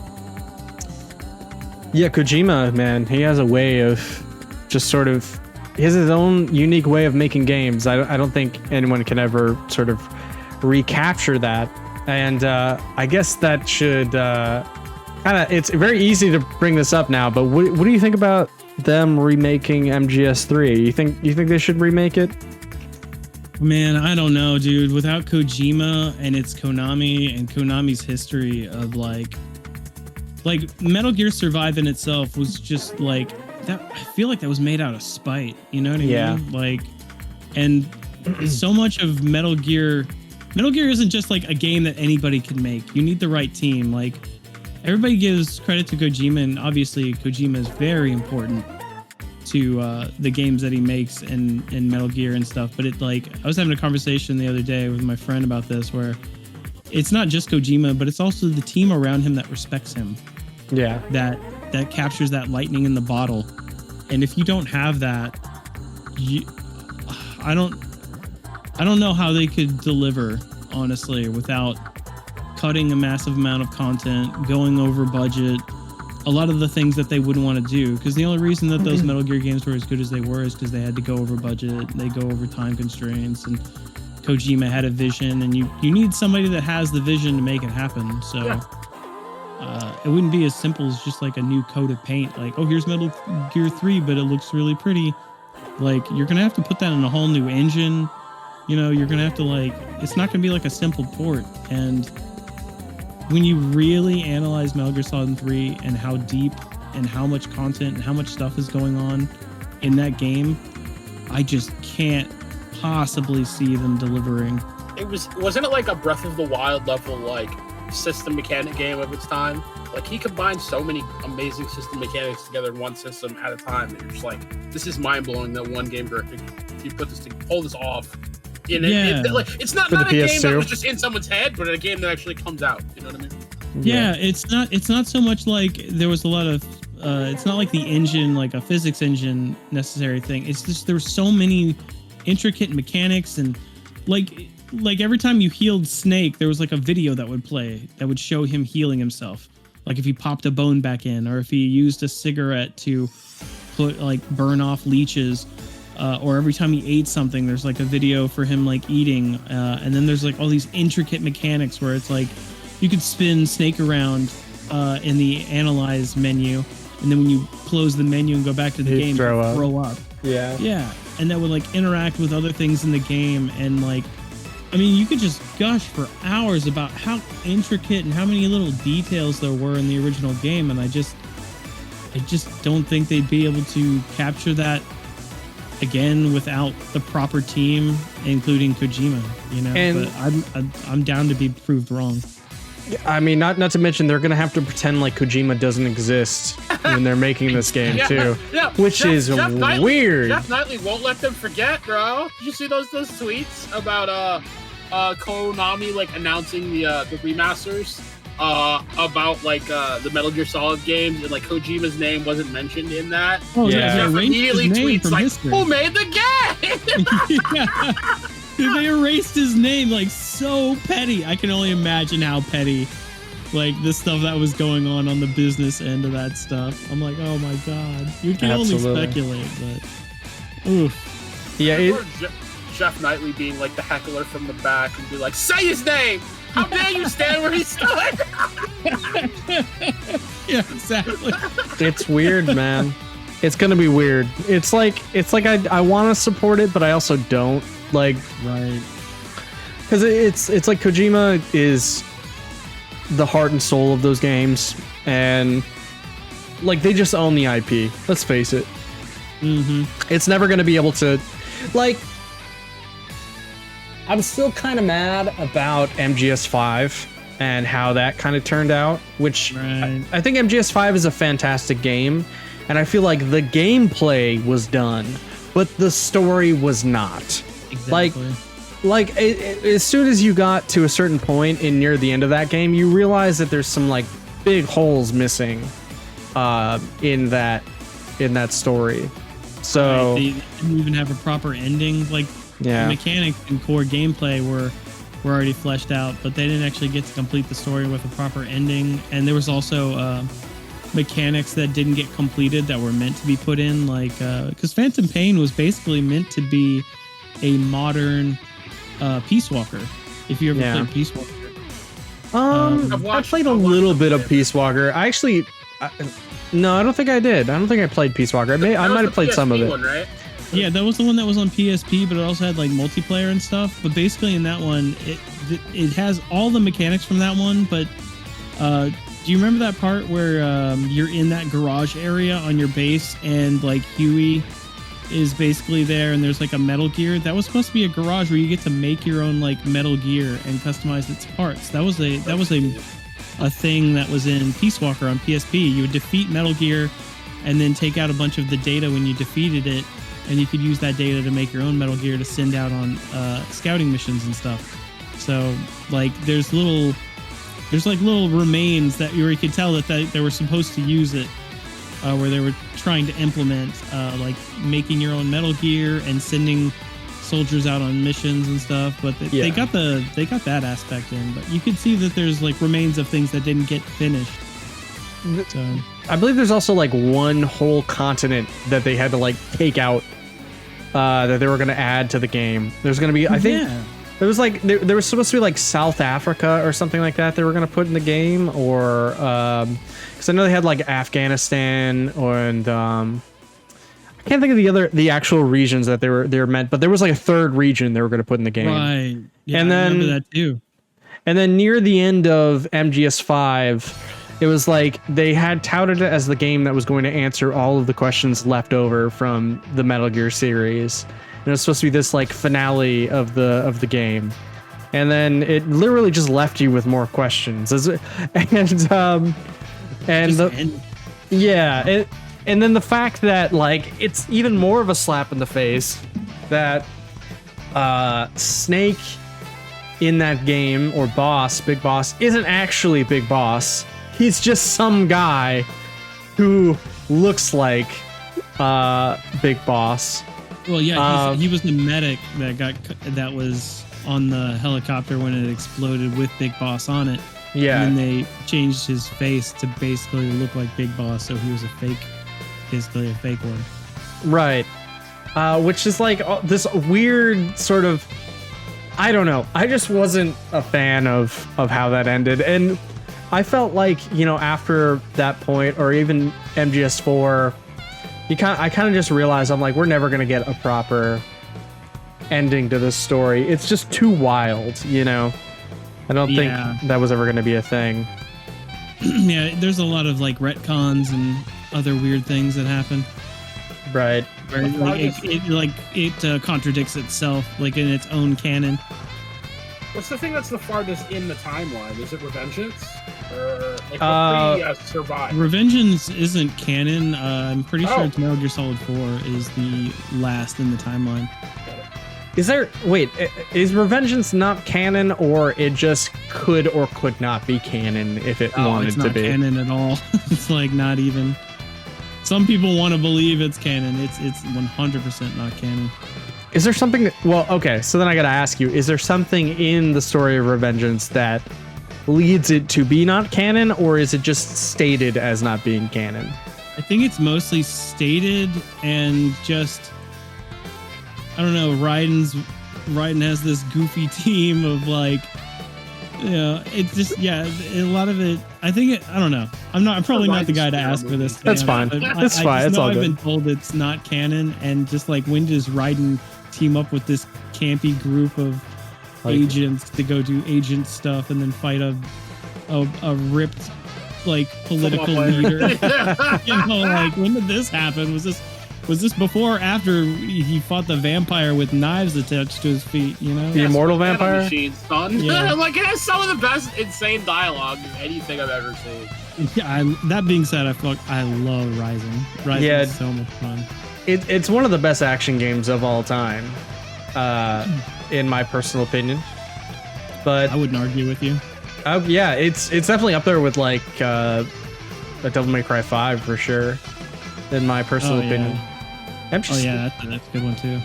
Devil May Cry 5 is honestly, I mean, maybe next to 3 is my favorite Devil May Cry, but kind of wild though that they like. I'm excited to see what they do with Devil May Cry 6. If we ever get that, I feel like we should have gotten something by now, right? We're working on Dragon's Dogma 2. Dragon's Dogma 2 is announced. We'll get that first. And then think about it. Yeah, I feel like Dragon's Dogma is probably more deserving at this point, you know, like, because that has a pretty cult following. So it's nice that they're getting another game. And Devil May Cry games don't come out that often, man. I mean, Devil May Cry 4 came out in what, 2006? Something like that. I mean, that was forever ago. And then we finally got Devil May Cry 5. Like, yeah, but what do you mean? You're saying DMC didn't count? You saying that didn't count, man? No, it counted towards what? Does it have its own continuity? No. No, you're saying what do you mean? Like the DMC game, the reboot. He's talking about the reboot. The reboot. Oh my god, I totally forgot this game. I'm not gonna lie, I was like, holy shit, what are you guys talking about? Like, oh yeah, that shit. Yeah, DMC. Edgy young nothing.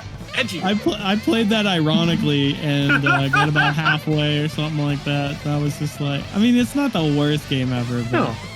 What an unlikable protagonist. I just think like it could have been called anything else besides Devil May Cry, and I think they would have had they at least would have had the team on their, someone on their side as being a Capcom game. The gameplay here is good. It's just the story is terrible. It's not a good Devil May Cry game like combat wise and style wise. Like, you could do a lot of the same stuff and still get your style up and other things like that. Yeah, but if it was like not a Devil May Cry game, it would have been fine. Like, there's nothing really wrong with it at all. No, to be honest. I think combat wise, it's actually a good game. I think that's like the only reason why there's like the people that are like, no, it's good. It's like, no, they really think like the combat's good, and that's really what they mean. But right.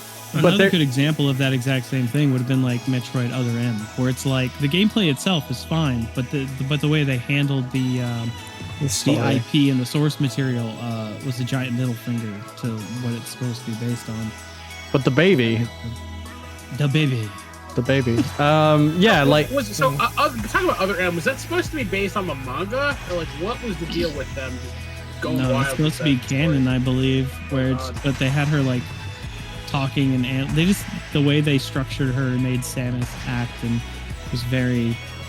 It was very not Samus. She was very like obedient, and they just kind of made her to be weak. And she's not a strong female protagonist. She's just like a lost woman without an attractive woman that's being told what to do the entire game. And it was made by, what was it, Ninja Theory, who does Dead or Alive.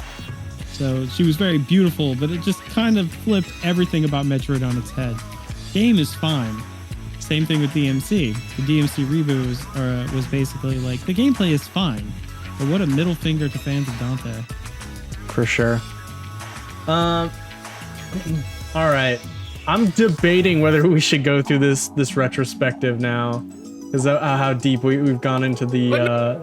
Started with it. We did get off track real heavy. It depends on what people have for time, obviously. I do want to kind of dip. I mean, well, once we about 15 minutes, we would hit the 2-hour mark, so we probably don't have time to go over it too much. If we did, I know for sure we would go well over 2 hours, so we probably want to call it now, and then we could probably maybe we come back to it another time or something like that. What do you think there, Battle Athlete? I'm cool with whatever you want to do, man. I'm chilling. All right, man. So yeah, considering August hasn't actually seen the movie as well, and that kind of got. What's up? I mean, I would let it rock just because I have seen it. I just haven't seen it in like a year or two. But, you know, I actually watched the whole thing not even a week ago. When the Street Fighter 6 beta was down for an hour for maintenance, I was like, well, I guess I'll watch the movie. Yeah. I can survive on you guys' hype. So if you want to do it, I think we can do it. Like I feel like there's maybe like, yeah, I think we should probably just skip it, considering we only have 15 minutes left. That's fine. We can do it another time. Man. Yeah, we can do another time. We'll have you back on, and we can talk about it. But yeah, I just felt bad because we like started the intro by talking about it, and then can we at least pick like our one favorite scene from it? Like, can you guys describe to me one favorite? Have the same favorite scene, aren't they? Give me give me the taste. Give me a taste. Well, give me okay. Hold me over. So, what is my favorite scene? Say Chun-Li Vega. Come on. Chun-Li Vega? That's a Chun-Li good fight Vega scene. Oh my god. It's a very good fight scene. Especially how she just like kicks him through a wall. It's kind of wild. Like the fact that Guile comes into her apartment after like looking over at the wall, seeing that there's a hole in the wall, and then just going back to Chun-Li and being like, "Are you okay?" and says like nothing about it. Like European. That wasn't drywall. That was like European stone walls, and she kicked his ass through it. You're like, Jesus Christ. Yeah. Oh my god. I feel like that would be the perfect kind of deadpan style humor for Guile, though. Like that makes it even funny. I would be like, "Hey, you okay?" Yeah, he doesn't. He gets nothing about it. Not even like, Jesus, you kicked him through a wall. It's like the most anime thing ever. It's just to ignore the glaring like craziness of what's going on. And when Chun-Li was bleeding out and dying in his arms, I think he had a different priority there. Yeah. She's like, "Hey, I'm dying here right now. Can you help me?" God, if it was a Marvel movie, they probably would have talked about it. But I don't know. Probably the Chun-Li fight. Man, is it the Chun-Li fight? It's gotta be. There's a lot of great moments, but like that's the pinnacle right there. Like as much as I love so many other scenes in that movie, I mean that's the fight. It implements everything about what the movie does correctly, which is like implementing moves from the game and making them look natural in a real life setting. Yeah, that's true. Like Vega's flipping all over that apartment the same way he does in the game. They gave Chun-Li her wall jump, her double jump. They had her do like spinning bird kick. And like, how do you make spinning bird kick in that game, in the game, look natural and cool? Like it's not something silly. And they did it. She was like on her hands and spinning, and it looked cool as hell. I mean, like, yeah, that whole thing is just like, what do they call that? There's a term for it. It's vertical slice, where like that fight scene encapsulates everything that the movie does correctly. Right. You know, it has all of the layers like put into one. Not to mention the 90s grunge rock music that plays over it. Oh my god, yeah. Honestly, I really wanted to like go through and watch the Japanese version soundtrack of that, because I want to know if it gives it a different vibe. In the same way that like I want to go through and watch Dragon Ball GT again, but I want to watch it in the Japanese soundtrack because the US soundtrack is so trash. Oh, you think so? Oh, wait, yeah, no. Of GT, yeah, it's literally right. them just like doing like huge guitar, like metal guitar, do, and then it's the same track like over every single scene, and but the Japanese version has like a different, you know, audio, and I don't know if it was in this video that I watched actually, but I actually found out that Les Claypool actually was overseeing the voice actors on the voice acting, the U.S. voice acting recording of the movie.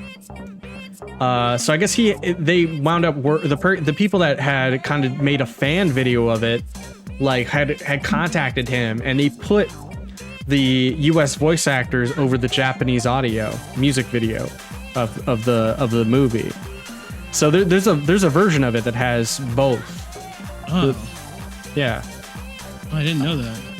Yeah, I mean, I think the Chun-Li fight scene doesn't have as much oomph as it. I think that's like one of the shining examples of like the US version being better. Yeah. I think the Japanese version has like some female Japanese like music playing in the background. It's like supposed to be like empowering female music or something like that, if I remember right. Yeah. I mean, it also tracks too because she like goes after she gets out of the shower, she turns on the radio, right? And I'm assuming in the Japanese version that song plays. In the US version, it's a little more awkward because she goes, turns on the radio, I think a song plays or something, and then it like scene transitions, and then it goes back to her, and then they're playing the rock music when the fight starts. I think in the Japanese version, it's like a little bit more straightforward. She's the one turning on the music and it's playing in the background. Well, exactly. The song is the same the entire when she plays the radio. I think the entire time for the Japanese version, but in America they played this. I don't know what genre you call it, but it was like this kind of like it's like new metal. Yeah, it was like 90s new metal or something, almost like that song. Right, yeah, like Garbage or that song Torn from Natalie something or other. Yeah. It's funny because I remember that song came on and my friend's mom, she would actually like listen to that song all the time. So it was funny to us because we're like, she listened to that song herself, and then that's what we would think of. Like his mom like really liked that song, but then it's like the song that Chun-Li turned on. Oh man, it's a great song. It is. It's a 90s song. I also like think of like Anime Abandon, if everybody remembers that YouTube channel, because that was his intro. Still around. Yeah, is Bennett the Sage? Yeah, I think he still makes content. It's just having to fight the YouTube copyright system is really rough these days.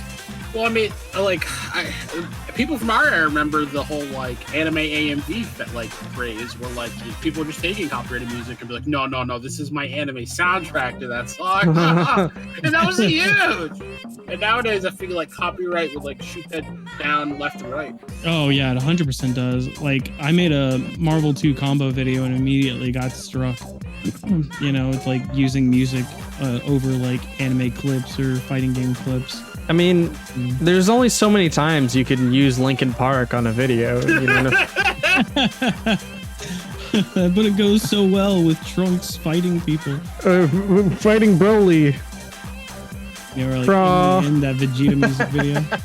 Dude,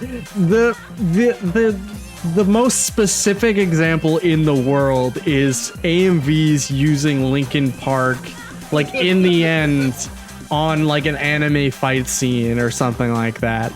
That's the most early 2000s thing ever. Yeah, that's like a staple. That's an AMV staple classic. That's like an origin story. For real. Like, I'd love to see like a what is it called? Like a reality show. I don't even remember it. Where like, you know, like instead of like showing people's high school looks, they'd be like, you see this person in this business suit looking old with like 3 kids? Yes, this is the AMV they made. And like the skill, and like they just have to like the shock look on their face and they try to hide it. Nah, that wasn't me. Nah, people put AMVs on their resume. Yeah, I can edit. Bro, I remember like downloading the Broly movie. I'm like, oh, I get to watch the Broly movie, and then it's just an AMV that somebody posted online, and it has like In the End in it, and I'm like, oh, I just want to watch the movie. You know, is better. Better than a virus downloading that crap on LimeWire or Kazaa or whatever. Oh my god. I don't know. I would say, yeah, the Chun-Li fight's pretty good. I mean, other than like the thing that first pops into my mind is like the only thing that's like as good like choreography wise is probably when Ryu and Ken are like kids and they're like fighting each other. That's pretty good because like the action is so smooth, and you really don't get those kind of like anime doesn't have. I feel like anime doesn't have the budget to like make those kind of action scenes anymore, man. I don't know what it is. I don't think it's necessarily the budget. I think it's namely that they're made differently, because it's like things are more affordable now, but like those sort of things still exist.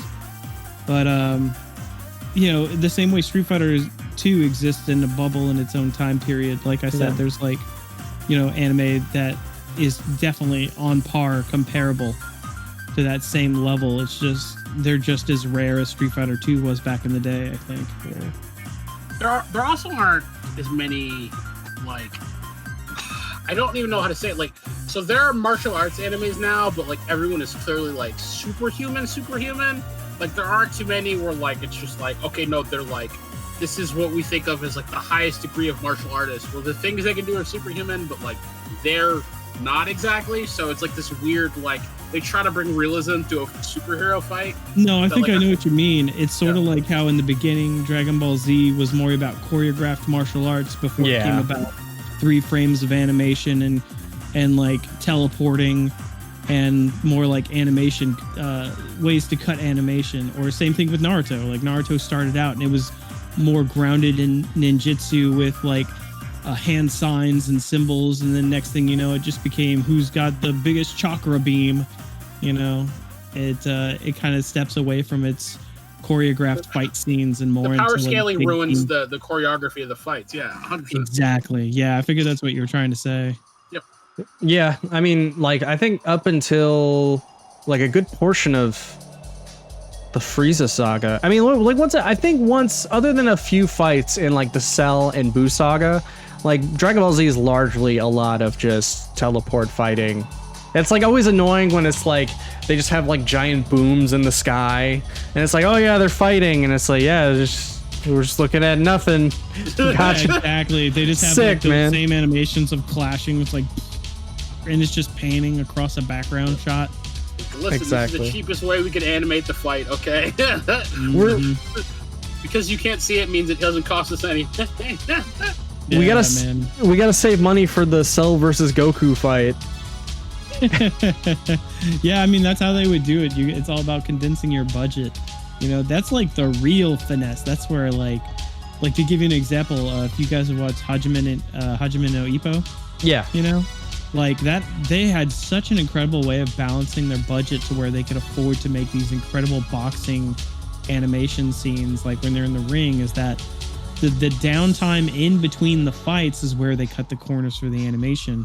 You know, they'd be standing around, generic mouth flaps, and, you know, just talking about the build up to the fight. But then when the fight actually happened, that's where all their money went. Like, that's where, like, all the flare and flash from the manga comes in full force, and just, like the sweat beating off of the characters and them punching each other, and you hear, like, jet engine sounds in the background, and Absolutely. It's just, like, epic and over the top, you know? Like I forever argue with people about this, even though it wasn't really much of an argument, because they're like, yeah, you're kind of right. But I am forever convinced that Deadpool 1 is a better movie than Deadpool 2, specifically because, like, that scene in Deadpool 1 where he leaves the guns behind supposedly was there because they're like, oh yeah, we ran out of a lot of our budget for the end fight, so we had to be smarter about how we shot the end fight, and it was such a tighter product. Whereas like Deadpool 2, they had way too much money, and it was just like there's a bunch of special effects, but the fights aren't as tight. Didn't Deadpool specifically say we don't have a lot of money for ammo or something like that? Yeah, maybe that's what it was. Like maybe they're just like lampshading it, or like maybe it was just meta. But I think Deadpool 1's a much tighter movie, whereas the movie with the more money and special effects to me is not the tightest movie. Sometimes less is more, and people having to work within limitations forces them to get creative and make something even more incredible. Yeah. You know, whether it's like video games, like the limitations of like PlayStation 1 at the time, or like even in movies like Jaws, the first Jaws movie, they originally wanted the shark to show up a lot more, but the mechanical shark was never working. So instead, like they were forced to like not use the shark, and it never showed up, which made it more ominous and actually made the movie better, you know? Just like being forced to like work within constraints sometimes makes something even better than you planned. Sure, man.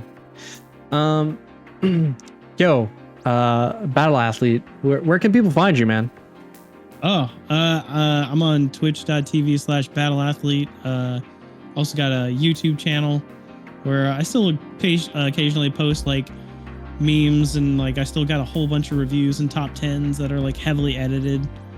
Also got a Twitter. I'm always posting goofy memes or stuff that I made or whatever. So I'm around, you know. Nice. Yo, August, where can people find you? Same back time, same back channel as the news gremlin of the Backlog podcast.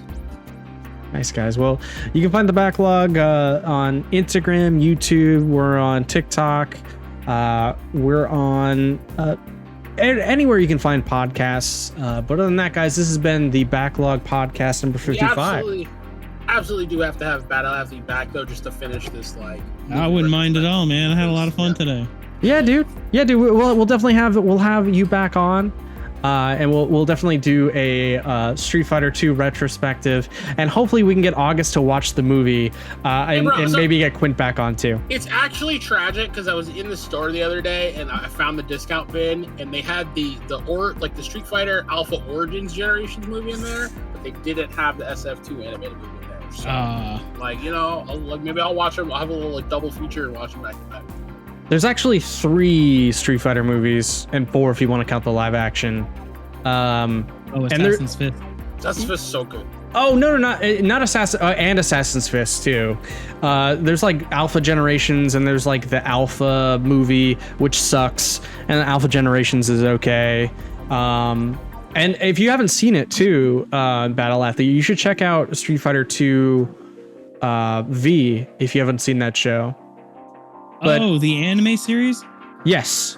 I started watching the whole thing, and I think I got to the scene where I think it was Ken was fighting Vega, and then I got distracted and never finished it. So I got about halfway or a good couple episodes in. It's a loose prequel to the Street Fighter 2 movie. So yeah, it's pretty good.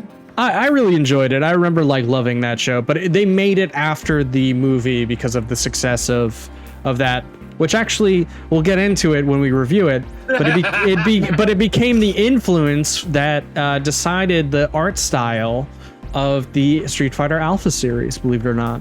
Yeah, that's actually true. And like, it's funny that you bring it up, because the first thing I think of anytime someone brings up the Street Fighter anime series is like, I was like, the ambiguous relationship between Ken and Ryu. Like, they get naked and jump in the pool all the time, and it's like so many times. That's why I randomly laughed earlier. It was because I was just thinking about how they're like, "Hey, Ryu, get in the pool," and they're just naked in the pool at the hotel together. Dude, like just a couple of buds hanging out. Being dudes. They're just guys being dudes. That's all there is to it, man. Don't read into it. Being bros, man. Nothing weird about that. Indeed. Well, on that, guys, this has been the Backlog podcast number 55. We'll see you soon. Peace out, y'all. Bye-bye.